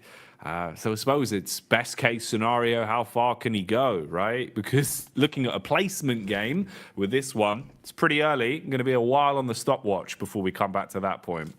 Yeah, I do think it definitely comes back to that case of Enigma Galaxy. A lot of their rotations getting read into towards the end of their group and not making too many adjustments off the back of that. Again, even in their group, there was a lot of feeder teams down towards the bottom as well, which just allowed them to make these rotations. And I think you try and do the same thing again here in the survival stage, where every single team is very willing to take shots and has great gun skill. Remember, these are the best teams in the world, all fighting out for a place in the grand finals to really display what their region, what their team has to offer to everyone that wants to watch. So I think that for Enigma Galaxy, again, it's just a case you can't just randomly rotate over heals. You need to have a bit of scouting going on. You need to ensure you know exactly where some of these teams might be playing, so you can angle yourself in such a way that you can cross and be out of the line of sight of some of these squads that might take shots towards you. If we see it again on that next match from Enigma Galaxy, where they make a random rotate like that and start losing players out the back of the vehicle, I would be fairly remiss to say that this is another team that's feeling like they're going to be in the bottom 8, because I don't sense an adjustment coming through tomorrow. No, I don't know how you'd give the whole squad a facelift in such a short space of time, right? I don't really think there is enough adjustments that could be made to really change things around quick enough. That's the problem. It feels like we're already getting to that point where, you know, the fine line blank of squads that haven't already accumulated points, especially from Group Green, right? With how tomorrow is going to go, you're not even being there to make a case for yourself, just having to sit pretty and sit on your laurels of the points you've already accumulated. Definitely for a good majority of our squads now, we're seeing that they haven't been able to cut the mustard, haven't been able to really build enough points. But there's been a bit of a change positively for a few of them. At the minute, though, we'll see how things go right here, right now. We'll stick to the facts that we're being given. Again, Reject Tokyo look to try and get themselves a bit more center and try and set up early. Melissa also on the move down, but most likely have to bypass their way through DX. Roadside setup from MBEs as well, as they've got contact. Inko taking damage from quite far away. The Mini 14 pounding the pressure out and buying them enough time to go back on the res. They've got the ridge as well, so you're covered from the road. They don't have to worry about getting tapped in the head just yet, so they can get Mondo back up. But what's the game plan here? How are they going to play this one? Yeah, I think your difficulty comes in the fact that, you know, you're getting pushed in by the blue. It's stage 4. It will hurt. You sort of need to make a move soon, but Nasa's sort of unwilling to give up this position on the eastern side. They know how important this compound is to them over towards this eastern side of the circle. They don't just want to let a team get through for free. MBE Sports, on the other hand, decide that, look, we're going to take shots over towards Inko. Becker in the way, gets absolutely crunched, but lives off the back of that. Grazed by the vehicle, but not out yet. Becker continues to take shots and will finish it there and then. Broken leg regardless. Man, okay. Big balls are fire as damage is done onto the vehicle, and he tries to stand his ground. Becker quick on the medic maneuvers, trying to get the heal in. Meanwhile, when Lease, they're being attacked. DX have crashed onto him, but DS, they've crashed more literally just straight into the faces there, hitting the shots one by one. Melissa expiring as they've been stung by the Scorpions, it seems, blank. Unable to defend from that one. DX can reset, pick clean the corpses on the floor now as well, and reset the utility they've got to work with, so they're going to be content. Meanwhile, back on the move, Xenox, he's been pretty damn quick with his scouting. He's been able to take some point man positions and look to get the damage out early. Again here, setting his focus towards the bridge. Wants to put pressure on Squash, who's so low outside the play zone as well. So a single bullet he was hoping for, try and make that elimination his, doesn't go his way. Backs off with at least the read and tries to play with the rest of the team. Vitali, he's got a read on him. Trying to take a couple of shots off, but doesn't want to do this as a solo blank. Playing smart, knows he still has a team to work with, even if it just is the 3 of them. Yeah, Blue's really being the big pressure point right now for Inko, because they've got to move further in, but they know as soon as they start to head over towards the top side of this lip, they're going to be in the angles of a lot of other teams that are inside the lobby. Freak here trying to hold his own up towards the Wizard Tower. You can see off towards his western side, you got Duxan as well, but Becker very happy to try and take this fight with an incredible incredible hold versus these other squads. Freak, though, takes down Vitali, looks for another, but won't get it and will fall himself. So Enigma Galaxy come away from this game with a 1 single point up to 6 now. So a 2-point average for Enigma Galaxy so far feels pretty horrible. Quest get way further into this game than they have any others, and that's saying something considering we still have 12 teams alive. We see Procedure Evos off towards that central arena alongside with Reject and End Hyper. This could be a great game here for Evos and starting to get some of that points potential on board. You'd like to see him have a good game as well. The talent that's there on this roster at times, man, feels so powerful.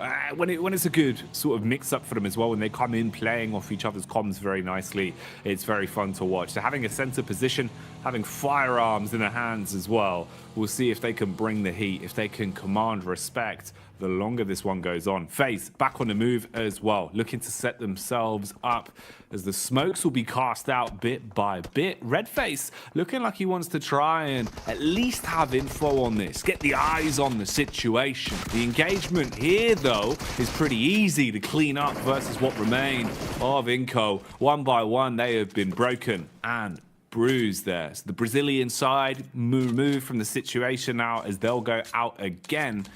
That's unlucky in the end there. Inco, of course, fought hard to even make it here, Blank, and they are getting a little bit bullied. Similar sort of things have been happening to Alter Ego. Again, pressure applied on them. Fnatic from the side at least assists where possible, but he's got to scurry off, got to reset on this one now. Yeah, it's good potential here for them to hold out DX Xavier, right? But at the moment, it's not looking too good. Holds on the spray from quite a while, but at least does find the shots over towards Lamborghini, laying him low. Outside the circle will delay them a lot, making this very uncomfortable for the squad of DX Xavier to make it in.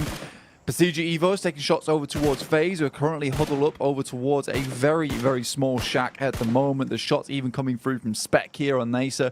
But Procedure Evos currently sat at 28 points in 11th place. Is a team that definitely needs to put some more on the board here. I think for Procedure Evos, they have a lot of history on this team, right? And I think a lot of Indonesian fans would be very excited to see this team go through to the PMGC Grand Finals, specifically just to be able to see the twins there on the grand stage once again. But 28 points, that won't cut the bacon just yet. They need a little bit more on board, and with this very central position they currently hold on to, this is a fantastic game to rack up some big elimination points, to rack up themselves a good amount of placement points too. You know, this should be a second, third, first place game guaranteed.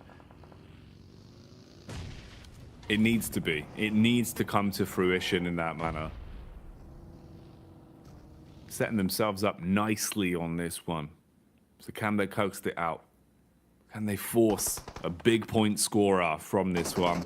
And what's going to happen here in the close quarters engagement with so many teams shoulder to shoulder, all pushing further down? As soon as that zone starts nipping at their heels as well, it will cause problems. Isn't much breathing room, so you've got to fight for what you want. Pushing in now on Reject, looking to try and swoop in and steal the compound from underneath them. The nade will aggress first. Julo ready with the shotty as well, firing off buckshot from the DBS. Meanwhile, the building is burning. Lufa waits up close. Ooh, didn't even see that one, Blank. Swings round the corner, hits him, takes him off his legs. Hello. Genocio turns for the back door as well. Read this fight well, Blank, but he's been peeked from the window, takes half HP off him. Just waiting now on the off angle, tries to back nade whilst his teammates are fighting tooth for nail. Nade's going down. Who else wants a piece of this fight? What is this? There's 3 teams on the same compound. Regioso sends out the side into the vehicle to get himself some better angles. He's fighting for his life at this point in time. Spec moves in. Hoxie's half HP, and Regioso's out on the edge. Surely he spots Junie, but he doesn't inside the smoke. And now Dukshan have another battle to get through. Need to get more players back up on their feet, but they're falling so quickly. Just Hoxie and Junie left alive. Junie, a veteran of these high-scale tournaments, but Nasa move in at the best opportune time. Will pick themselves up 9 eliminations off the back of this bad boy too. 2 players left alive, but on the southern edge, this is pretty decent stuff. Damn, Okay. that was an intense fight. That one was a lot easier. That's a slay down there, as we see both of Alter Ego's last remaining members quickly packed up and swept away. Beautiful fight, though, on the compound, man. Even in the way that Tokyo tried to play it with rejects bouncing back and forth, right? We saw OCO, smart heads-up plays, at least. Even though they go down in the fight, you could see the gun skill, the mechanics there were out in full force. Nice, intense compound crash, though, leads us into the rest of the game as FaZe again continue applying pressure. Chow's been overwhelmed, gets bitten to pieces. It's actually Evos are able to steal away the final tag onto that. So getting the extra elim for their troubles. Parajin, though, will be put down in the ground as he's picked off by FaZe. Now starting to make their move into the center, getting themselves closer and closer, and just trying to play off whatever geometry will actually provide some sort of protection for them. And Torres, suspicious about the smokes as well, knows that there could be someone lurking, waiting to peek. And he's got contact on Star. Quick flick there, hits the head blank and shuts the man down.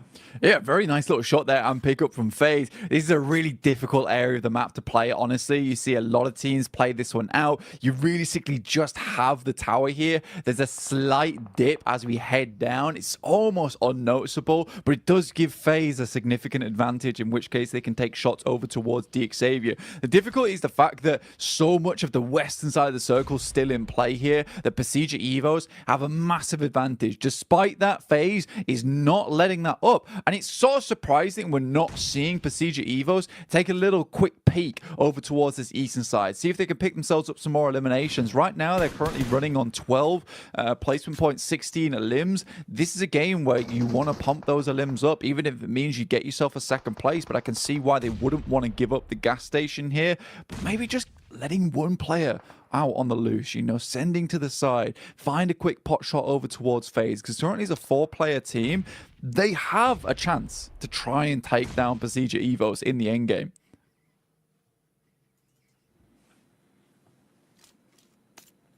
Big chances. Definitely There it is. Open opportunity for this one to swing into the favor of Evos now, though. Nice first tag down the hill. Connection across, DX suffering from it as Luxy will be able to spray his way in. Gets the tap off that we needed to see. So the compound control still firmly in their favor, and they're starting to clear out the players that were edging closer towards them. FaZe, meanwhile, still down towards the ridge side. Mormon and Malaya playing together as they start to make their move up, close on in. You've got a couple of angles of connection here as well. Spec being one of them as he's firing off the warning shots. And then, for Udo Alliance, there's actually a bit of a chance here to just be a fawn in the side. If you're not cleared, you're so far back down towards the ridge. As FaZe come pushing up, you could try and get stuck into it, especially if the timing works for the push down from Spec and they draw his attention. Lots of small nuances on this one, but the big focal point is just the fact that Evos are in a great position to try and command the game. Ooh, rough recovery mission there.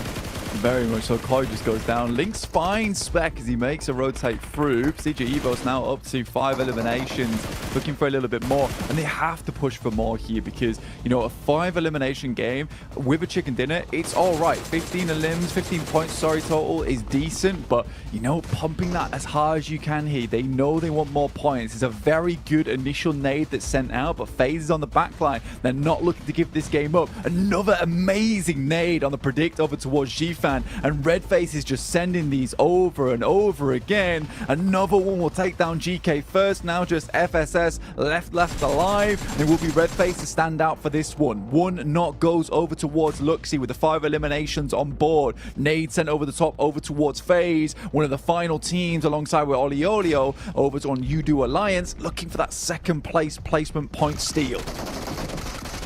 Evos, this is where you've just got to shut things down, close it out, don't let mistakes start to get out of hand. FaZe fighting tooth and nail though, bombarding down onto Misery, who's forced to hit the deck, so belly down to the ground, drops himself into the vehicle and tries to drive out of there, keep himself safe, susceptible to the shots though, but goes for the getaway. If we can see the res, FaZe will at least have a fair fight in the 2v2 in terms of the players that are currently up, but Evos are going going for their recovery as well. They want to grab Link, have some additional numbers in this battle to play with. Quick pop heal as well. Nice peek up. Beautiful damage done with the AR. Switches to the DBS and wants to go full frontal blank. He's getting in their faces. What is going on? Already we see another knock come through with the DBS. Misery left alive, and he's taking damage here and there, able to clutch it out. But Udo Alliance, they're still in the wings here, Jackie.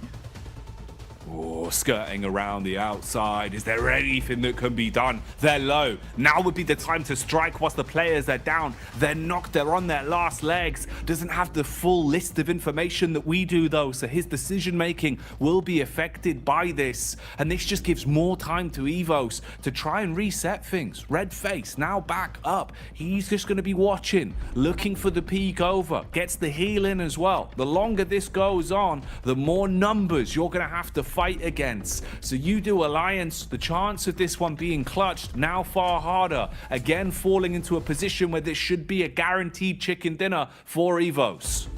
Man, that could have been a chicken dinner there for Udo Alliance, and Olio just need a little bit more confidence to try and go in and bruise the pride there of Procedure Evos. He's got 2 nades in hand. There's no utility on the side of Procedure Evos so far, but that might change once they start to loot some of these crates that surround and litter the battlefield. No meds available for Misery other than those stims available for him. Might go for a quick scout in the vehicle.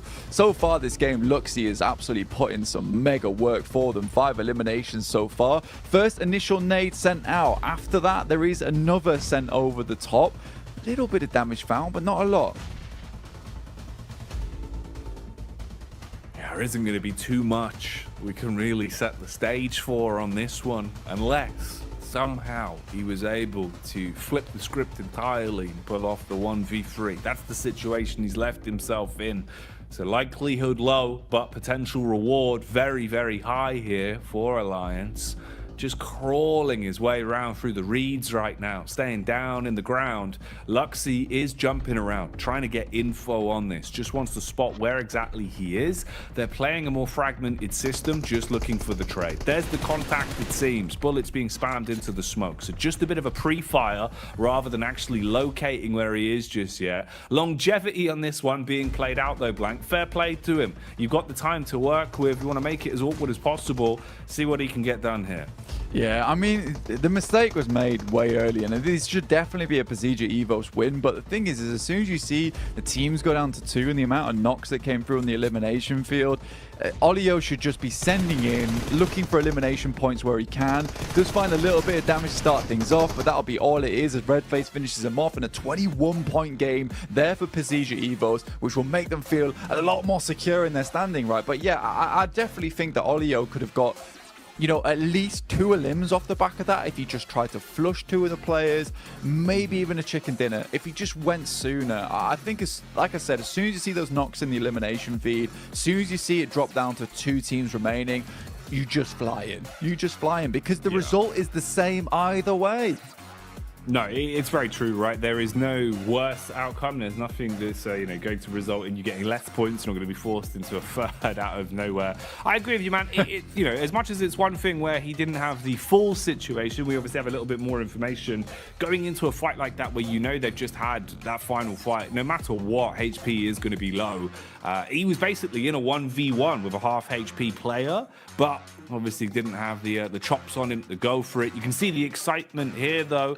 Evos looking very vocal. Luxy telling the stories from that one as they relay some of the plays they just made. Fair play, though, for what it was, Blank. Procedure Evos playing a great game there. Had a good setup early. They were confident in the way they wanted to take the compound and played it smart. So you do love to see that. Yeah, it's awesome to see Luxy like topping the tails in terms of damage and eliminations there. I mean, a well-revered player within PUBG Mobile esports, just fell off massively over the past couple of years, but it looks like he has really put in the work and is returning to form. Honestly, it's amazing to see because it it really was that Luxy sort of was overshadowed by the likes of Ryzen and as well as Zuxi back on BTR.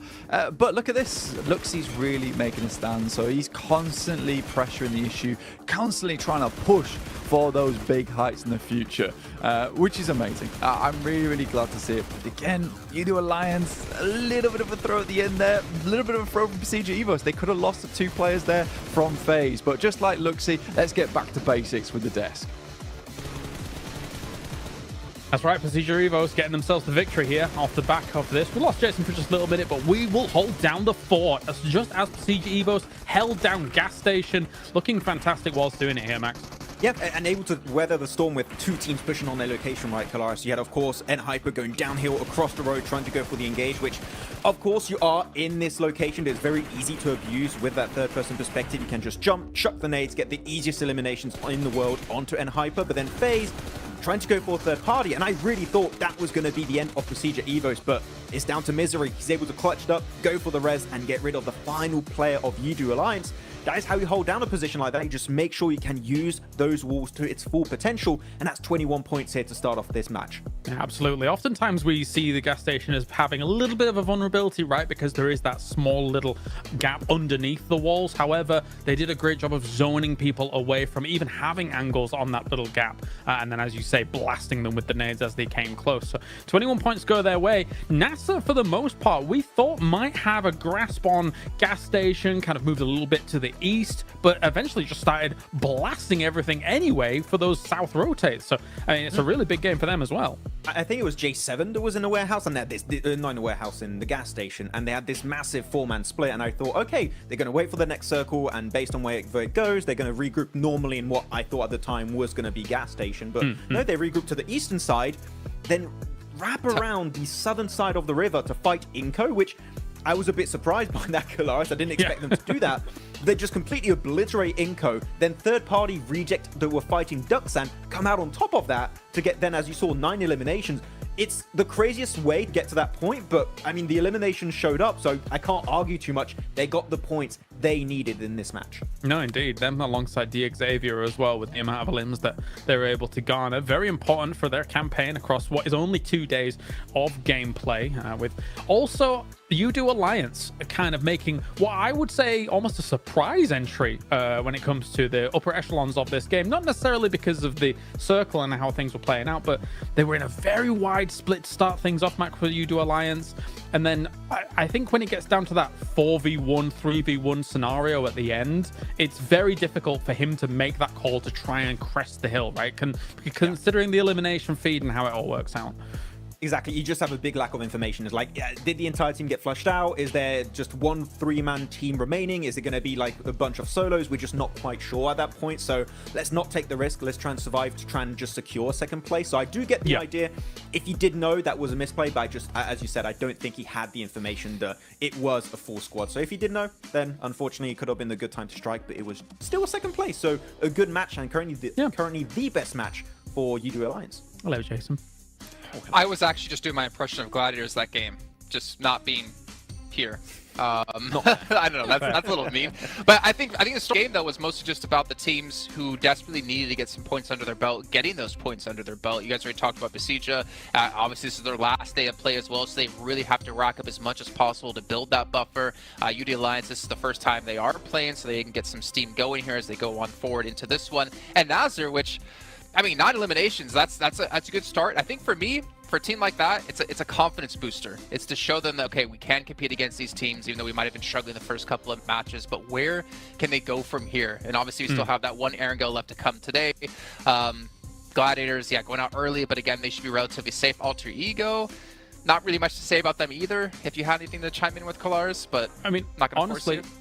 I mean, as you're saying for Nasser, I like their decision making to just start sweeping and start eliminating. Like, if you think about giving up a gas station location, yes, you could sit on the edge, on the east edge of that circle and just slowly creep up to that. Maybe you'd have to kind of have a bit of a skirmish with the remaining members of Alliance kind of north of you, as they're also wanting to be approaching from that similar angle. Maybe you lose people out on that, but they decided, no, let's take that south side, which is covered a little bit more by, you know, the terrain as a whole, and actually take some really good skirmishes. So I'm impressed from that game.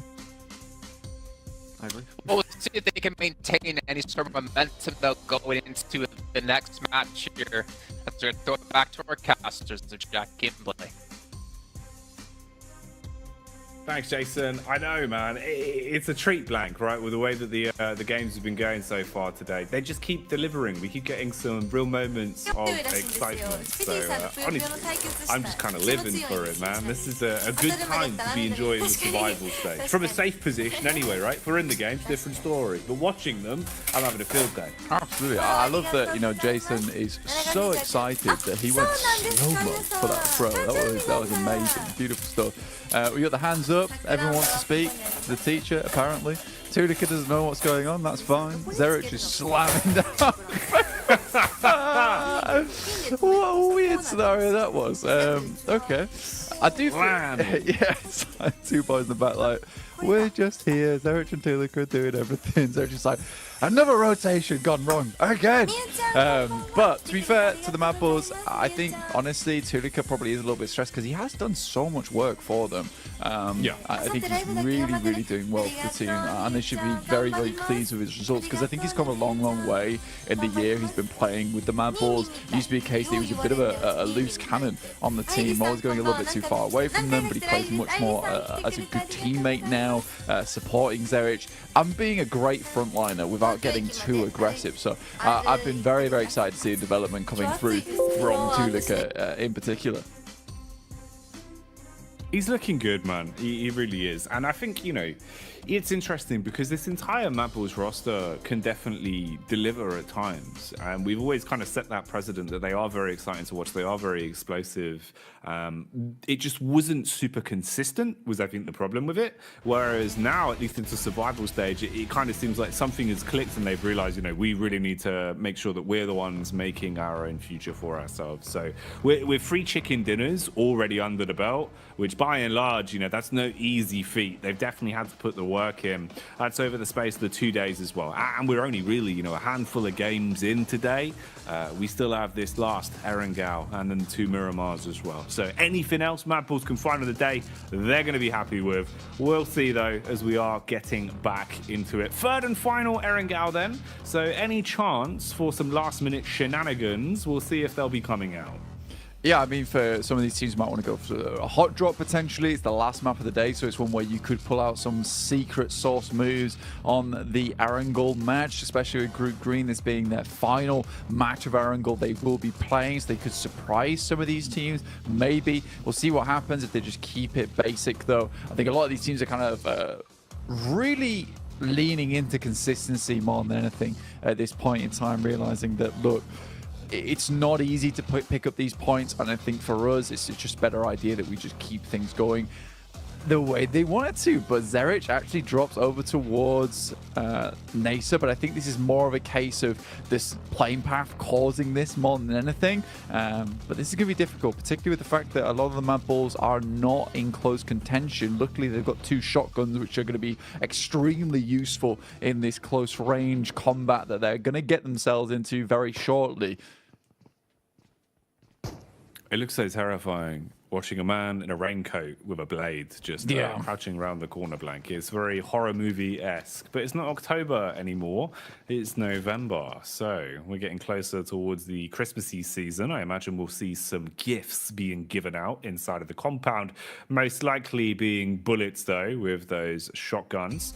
Seems like the phones are going down, and there probably has been a technical issue, so probably going to need a rehost on this bad boy. So cut short.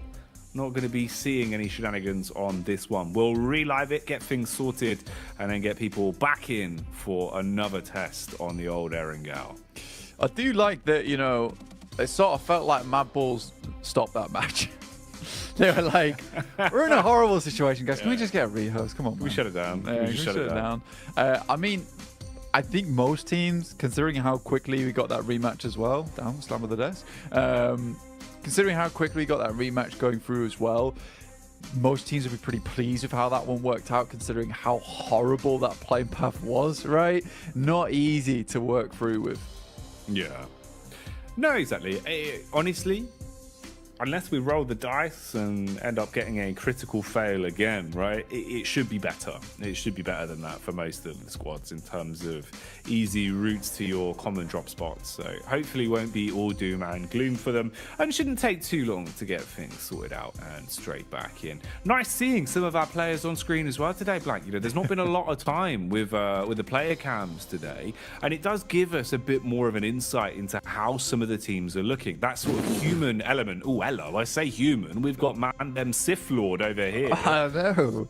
Maku just in the dark right now. Look at him. Yeah, very spooky. I have the power to win any chicken dinner, no matter the length of time in the survival stage. Oh, dear me. Unlimited points on the last day. That's what they need. That's what they need at the end of the day. I mean, realistically, we need to start getting some of these points going. And if you need to become the Sith Lord, you need to start shooting out some bolts of lightning from your fingers to get it done.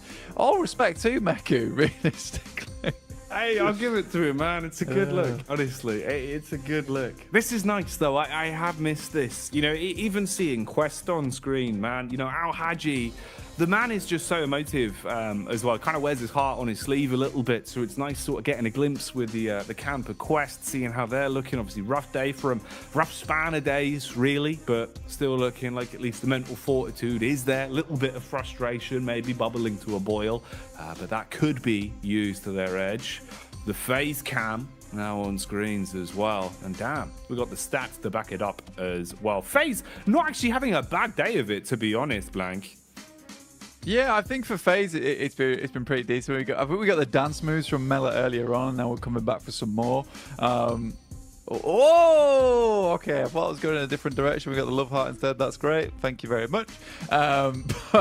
For FaZe, honestly, that last game was really, really cool. I enjoyed the fact that we saw the almost 2v4 coming through. They looked pretty strong with it. There's definitely some strong players on that team. Melo and Ventora's really, really long-standing players within the scene as well. PUBG Mobile, they've done some really good stuff in the past. We got Enigma Galaxy on screen at the moment. A team that's just kind of struggled, right? And I think that one of their major issues, they don't find enough vehicles, which feels like, you know, it feels like you're failing at the first aspect of PUBG Mobile. And that feels bad to say because I know they're a good team, but that's like rule number one, right? Just get some vehicles on the drop, go from there. Look, the way to word it in a friendly manner is they've been very cost efficient on fuel today. They've been using the you know, what's it, the carpool lane. Yeah. It's not ideal, that's for sure. It's definitely not. I mean, we're trying to put olive oil in the tank right now. It's not working. Let's just get. That's not going to work. That's not dinosaur juice. Yeah, let's get some more vehicles. Let's get some more dinosaur juice from the ground. Let's pump it up and just get on moving, because 4 vehicles better than 1 vehicle. I don't feel like I need to say that on PMGC, but there you go. But 20 seconds before we get back into our 4th match of the day. Bit odd because again with that plane path. No. Calm down. I do love the idea that they've not communicated this to Two Liquor at all. So he's just sat there like, why do they keep putting their hands What's going on? They're all becoming mannequins at this point in time. We don't exist. These are just stand-in dolls for Naomi as well as Frozen. Right then. Well, let's get our seatbelts snapped in as it's time to go back to Erangel. Last game of the day today for this map. Following this, we get the back-to-back Miramar. So a bit of a change of pace there, a bit of a change of scenery that will be just around the corner. Who's getting that last chicken dinner on Erangel, though? And how's this game going to go? Let's find out. Plane path, a little bit nicer. Yeah, way nicer actually on this one, because I think whenever you get that plane path that moves down slope right on the edge of the map, you're given so many limited options, especially forcing a lot of teams to drop over towards the Sosnovka military base as well. And if you do want to get towards one of your original drop spots, you sort of have to drop towards that middle third of the plane path, which means that more than likely you're going to run into at least another 10 other teams trying to do the same thing alongside with you. So picking up some of those trash drops, trying to pick up those vehicles, going to get very hairy indeed. So with this plane path, you're going to have a lot more room to drop out when you want to and kind of spread yourselves across the map. Even though it is far off towards the western side, a lot of teams will be much more pleased on their approach. Nacer dropping over towards Rozok right now alongside with the Mad Bulls. I don't think they'll be dropping right on top of them potentially, but we'll wait and see. We get another circle, very similar to our last one on our angle, up towards that northern side of the map.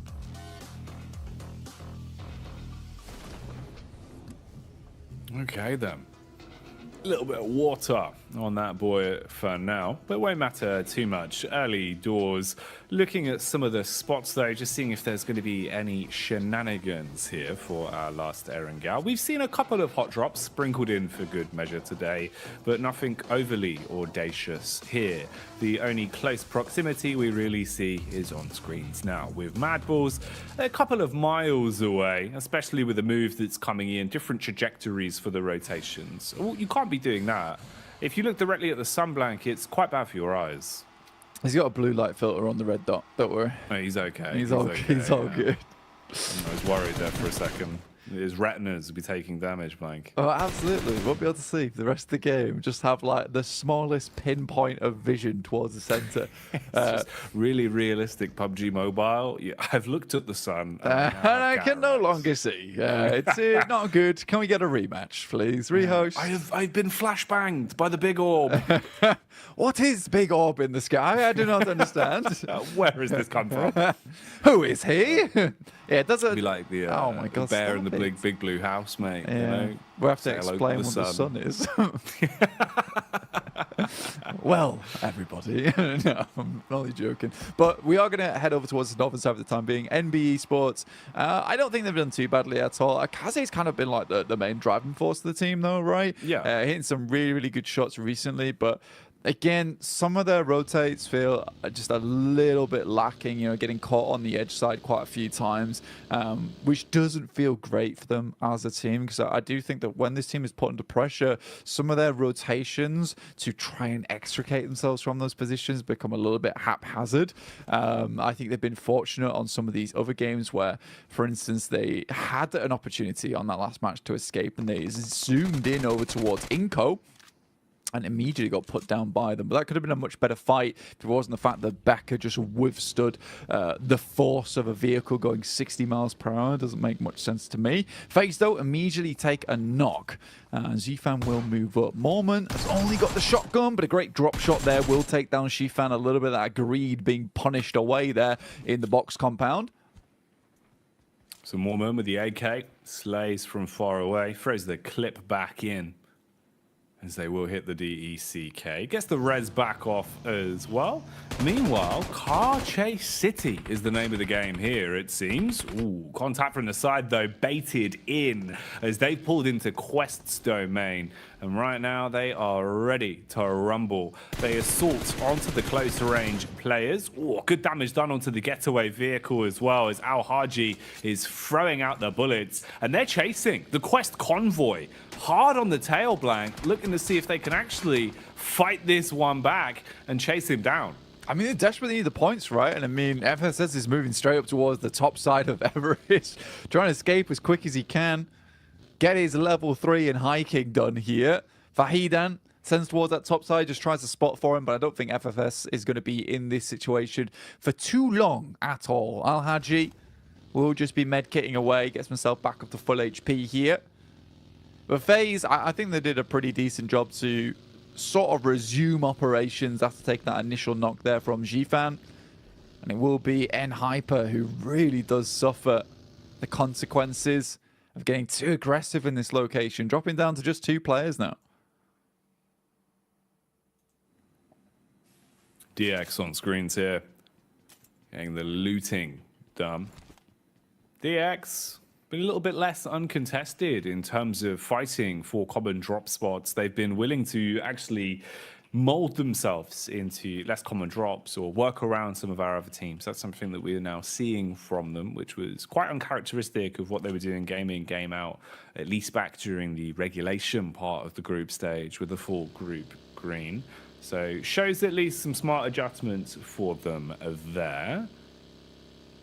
FS did at least get away. He's been able to run down and avoid Quest's onslaught. Yeah. But what have you really got left, man? The entire team off the back of that was basically split in half, right? Like, sure, they're still alive, but you're down to just 2 with low HP and not really much to work with in terms of the early loot either. You haven't had a chance to kind of pick anything clean. So rough start for them, to say the least. Yeah, I don't even think FS even knows where he's going at this point in time. Sends up towards Zaki, of all places.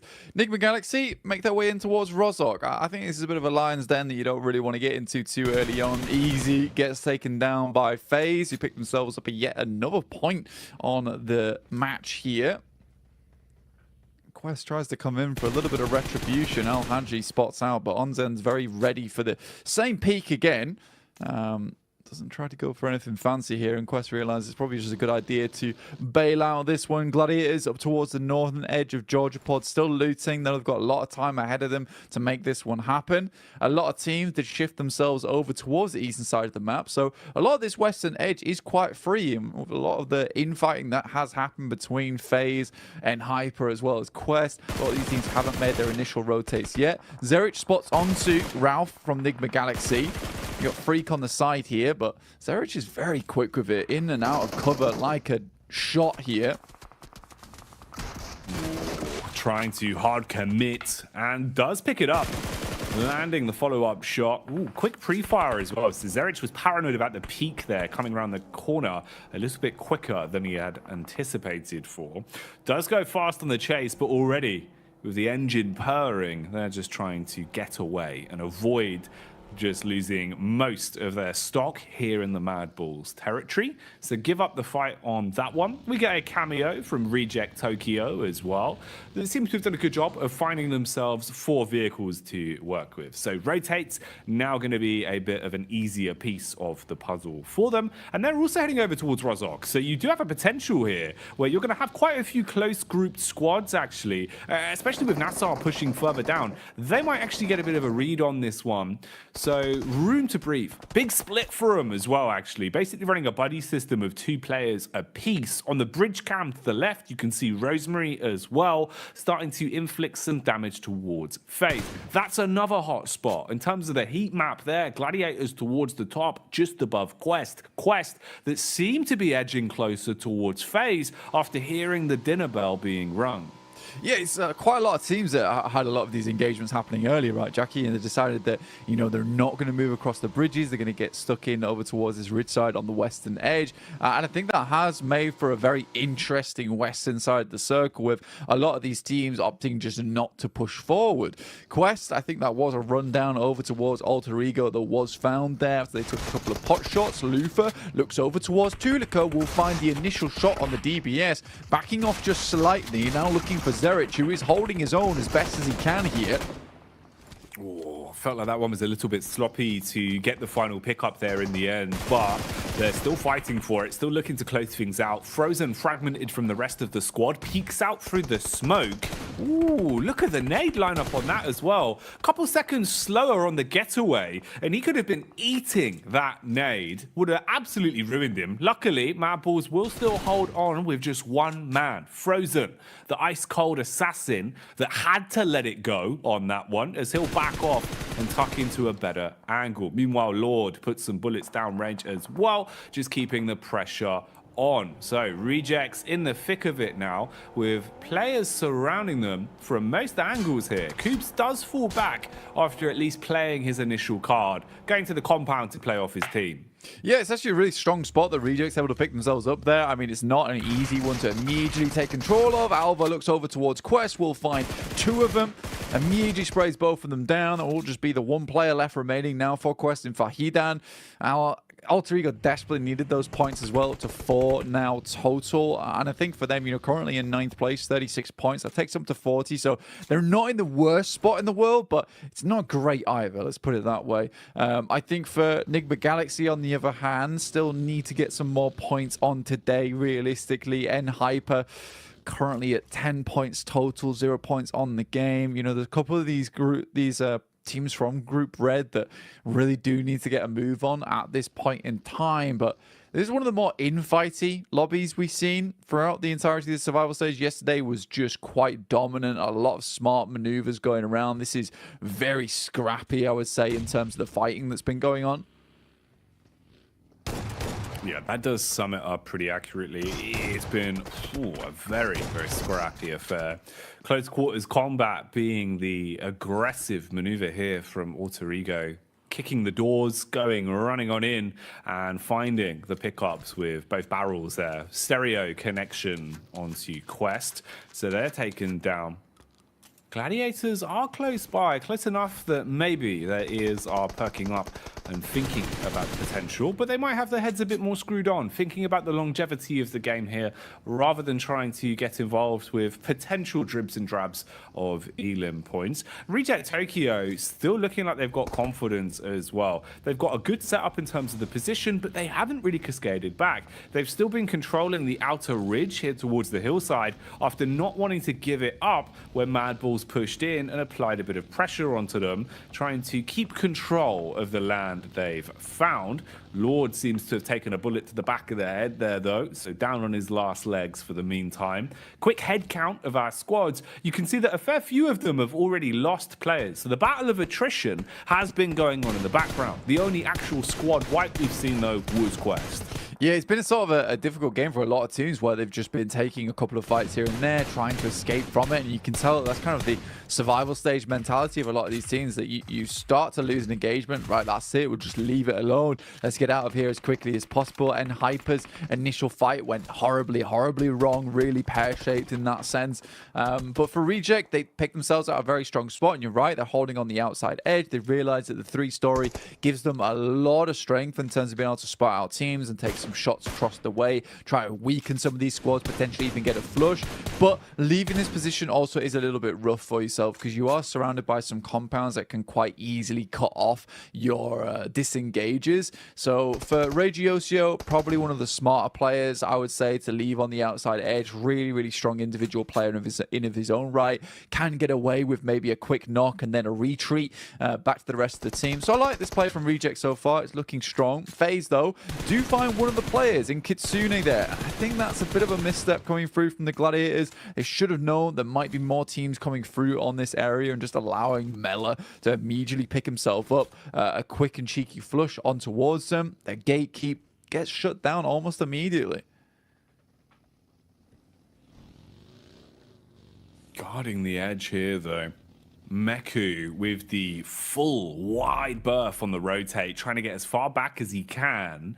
There is still a play to be made, though, inside of the blue. If you could assist Mela, you could still put pressure on Meku and force him to give up the aggression on this one. He was just looking for a read, and the information play does still stay alive with his hands firmly on the wheel, so he's happy to at least be breathing on this one.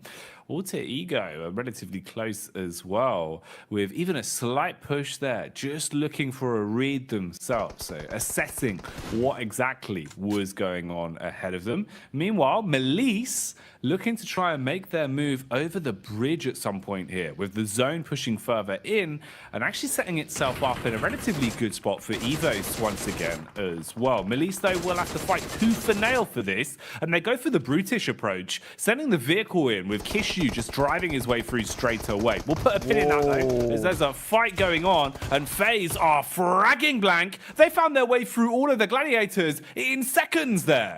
Mate, again, this is Mela just absolutely killing it today. And I mean, we saw that on that last game, almost the 2v4 versus Procedure Evos. And Mela once again shows us he can do it just as easily in the mid game as he can in the late game. So a really, really heads up play there coming through from Mela. I don't know how that just occurred, but with the DBS, that guy is absolutely kingly, and I think that's going to bring Gladiators back down to earth once again. Maybe one or two more good games for them to see them feeling a little bit safer into the lobby at the end of the day. 59 points, it's pretty decent, and with the amount of teams that are currently sat down towards 18, 17 points total, there's a chance for this team. There's still a chance, but that does not look promising. For FaZe, on the other hand, they've had some pretty cool standouts today. Not always been able to get all their players towards that end game, but, you know, at least some eliminations every single time. They're already up to 30 points on their first day. It's good to see. It is nice for them. Big game. Even if they go out now, you've still been able to achieve a lot in terms of the elims and the other chicken dinners they've taken. More to be done for FaZe as well, of course. As you know, this isn't the end of their run. They'll still have tomorrow to come back out swinging up against Group Yellow and see what they can do there. Fight continues on now, though, with Frozen being really close in terms of the positioning. You were thinking maybe there was chance for the fight there. We'll join that again, though, once things kick off. For now, you've got the rotate on screens, and Melise still trying to make their move. Trapped under the bridge here, as CEO later wants them to pay the toll. He is trying to defend this, it seems. DBS enhanced, close quarters engagement up against the SMG, just peppered instantly, overwhelmed there, and crumbles because of it. So the remaining members of Melise are expired, and Inco could potentially throw a party from there. Had a read on the hill, but don't aggress down. Yeah, for Inco, it's a little bit of a difficult scenario for them, but they're able to hold on to it. Not bad at all. DXA continue on. I think this has been one of the more consistent teams from our lobby so far. Inco moving over towards NASA, over towards Spec at the moment. A little bit of a difficult position to be playing in. Doesn't really have the support of his teammates, but a nice first initial spray down. Everyone's just trying to get the DBSs on the roof, but he doesn't care. The Vector will do the trick. Oh, he cuts his way through the first. Looking to re-aggress here as well. Bullets going down, detonations inside of the building. Xenox looking for the wide swing, close up through the window, spots another Inco man, but he's been punished from the side himself. Down on the floor now. Spec as well, eats the nade. Perfect bounce on that. Beautiful use of the angle as it ricochets off of the wall and takes the man down. Both of them playing medic, looking to get the reses in and reset on the fight. Doors wide open, head taken clean off as Squash, he goes out of the situation. Star comes sprinting in, and this fight keeps on going. Mate, there's no point did it occur to Spec to just use the first aid kit in his inventory at all. Like, what was he doing jumping down with 10 HP? Didn't make any sense to me whatsoever. And with that, Nenebetse might be able to finish up a lot of these players coming through from NASA. A total misplay, in my opinion, from what was an incredible opening fight there from Spec himself. If Nenebetse is able to clutch this out, it's basically all down to the fact that you just don't use the utility that's on side. There was more than enough time and chance to use it. Just the aggression there was a little bit silly, in my opinion. Reject still pushing onwards, currently up to 34 points, 37 if you add the eliminations on. And I think, you know what, they've had a decent day today. They've been really trying to hit those numbers where they can. They understand that time is wearing thin for them too. And the gap between DX is closing as well. Similar sort of story for Rejects, it seems, as they go for the swoop in and look to command respect here in the compound clash. Sarah, the bicep man, hits the first as Link goes down. Lufa again aggresses onto Misery, and one by one, Evos are becoming extinct as they are falling out of the server quite quickly. Luxy, though, wants to try and save face. Nades thrown in. Nice tag on at the first. Has the DBS as well. He could clean out the building here, Blank, if he can find his way in. Nice nade to at least defend. Smoke canisters go up as well. Blocks the pathing and the eye line, but could be exposed to Coops and Co from the back. So Rejects have taken command of the gas station for now. That was definitely a deluxe grenade if I've ever seen one. Nade over the top from Regiosio. Bounces, actually just airburst a bit too early there for him. Looks to send another one over the top. Has a general idea of where he is. Great nade from Regiosio. Will finish it off, and Pasija Evos goes down. Now remember, this is the position where Pasija Evos won the game from last match. And I think for Reject, they understand that. They're like, look, we'll take it off your hands, no problem. Quick push in, picks up a lot of eliminations off the back of some really nice shots with the DBS. And that's confidence we wanted to see from Reject a lot earlier on. For You Do Alliance, it's starting to get a bit better for them each and every single game. You know, their averages aren't looking too bad at all. Currently 5 points per game. Yes, it's not championship level of averages, but for some other teams who really have not done that at all, I would say this is a promising start for You Do Alliance. They've not been looking too bad in some of the fights they've been able to find themselves in today. We've seen some smart decision making, even at least keeping games going when they're low in terms of stock, low in terms of manpower. So you do Alliance, pretty good job of at least being a thorn in the side of some other teams. What can they get done here, though? In potentially a position where, you know, there is a chance you could chalk this one up as a W, as a chicken dinner, if you play your cards correctly. Frozen, still just trying to keep his attention drawn in the direction of Reject Tokyo. Rejects that are now getting themselves situated inside of the vehicles, driving seats at the ready, and start to set their focus on the new zone. Everyone's going to want to move their way further forward now. You do Alliance with a good spread of it as well. They'll have nice control to work off of. Meanwhile, MBE, Sec on the snipe with a Mini 14, firing off the warning shots, makes his presence known, but no actual connection. And he has given an inkling across the Udu as well of his position now. Yeah, Cluck here off in the distance. Your Udu Alliance currently at those 5 eliminations found so far on this map. Could you go even a little bit further? Talking about before, Sec on that Mini 14, hitting some nice shots. Nedabete in the meantime takes his chances on the rotate while everyone is a little bit distracted. Will be able to get himself to fairly defensible position as well over on this side.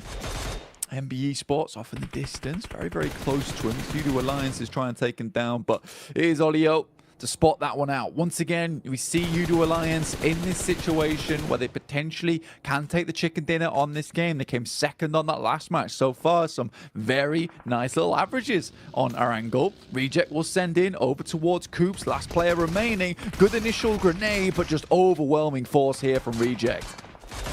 They just swoop in like an aggressive seagull at the boardwalk, just wanting to steal away their set of chips. And they take that one down instantly. You do Alliance. They've got a good spread for it, good setup in terms of the positioning to maybe get a few shots off here on Reject Tokyo.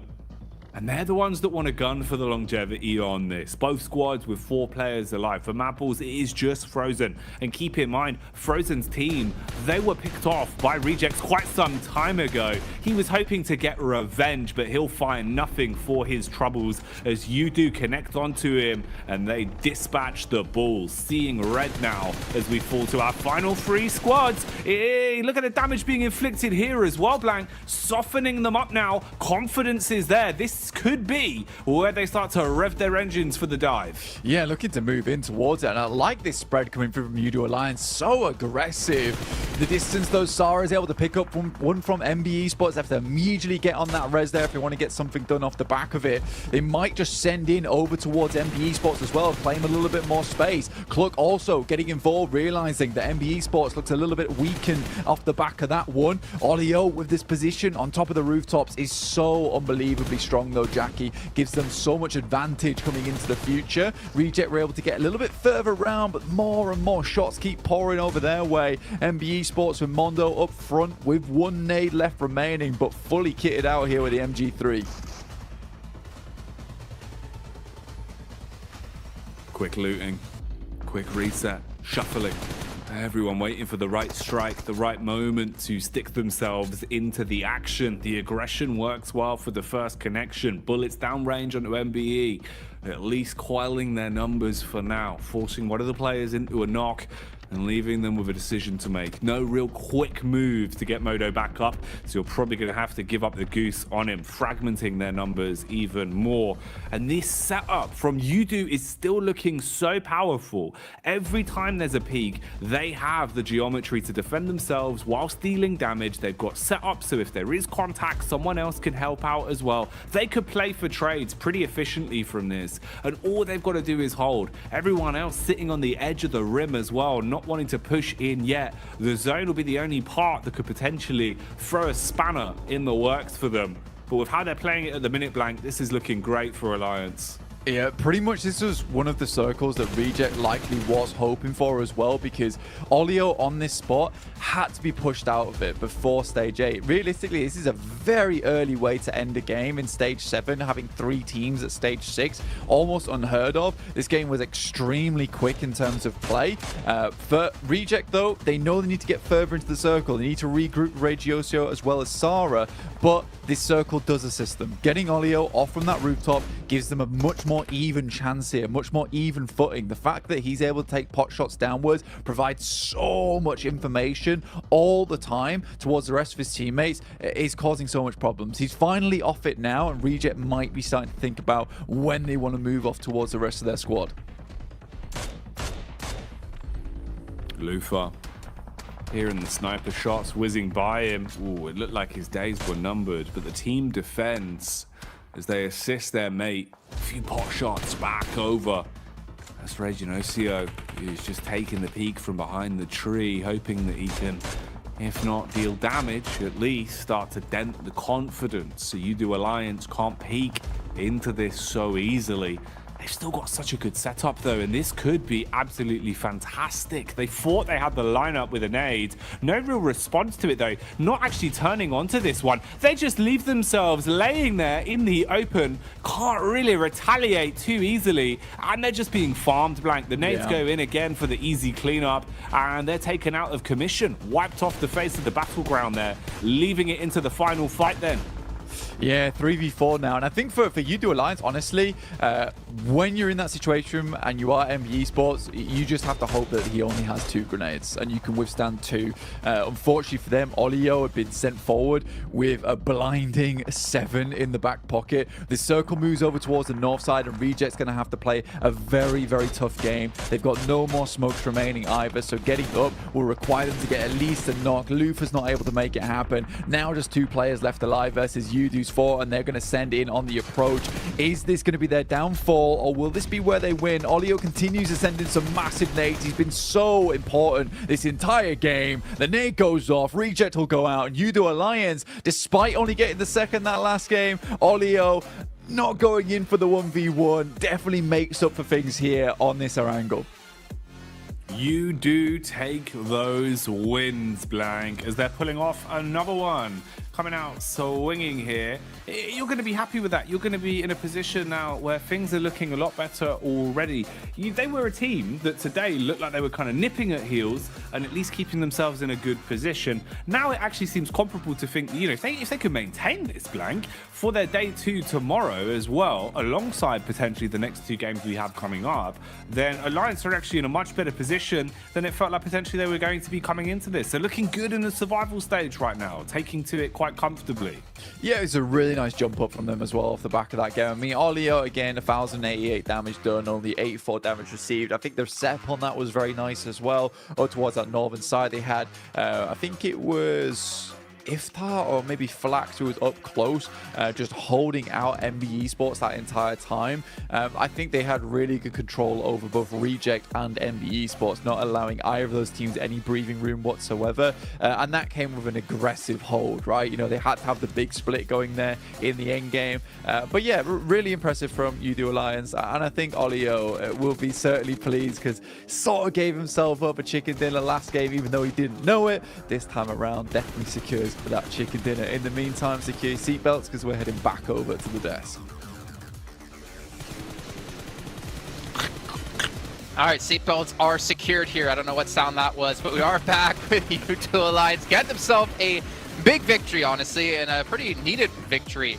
We have to keep in mind that during this entire day, this is technically the easiest group for Group Red to go up against, considering the point discrepancy we heard from Max at the start of the day between yellow and green. So they need to collect every single point they possibly can, and Olio this time kind of redeeming himself, as we heard the caster say from our prior match, Max. Yeah, really happy with UDO Alliance getting himself that split. Of course, the circle not ending towards that kind of gas station location, so forcing teams like Reject to leave it. And when you have that 4-man split, pretty much, Jason, there's not much you can really do.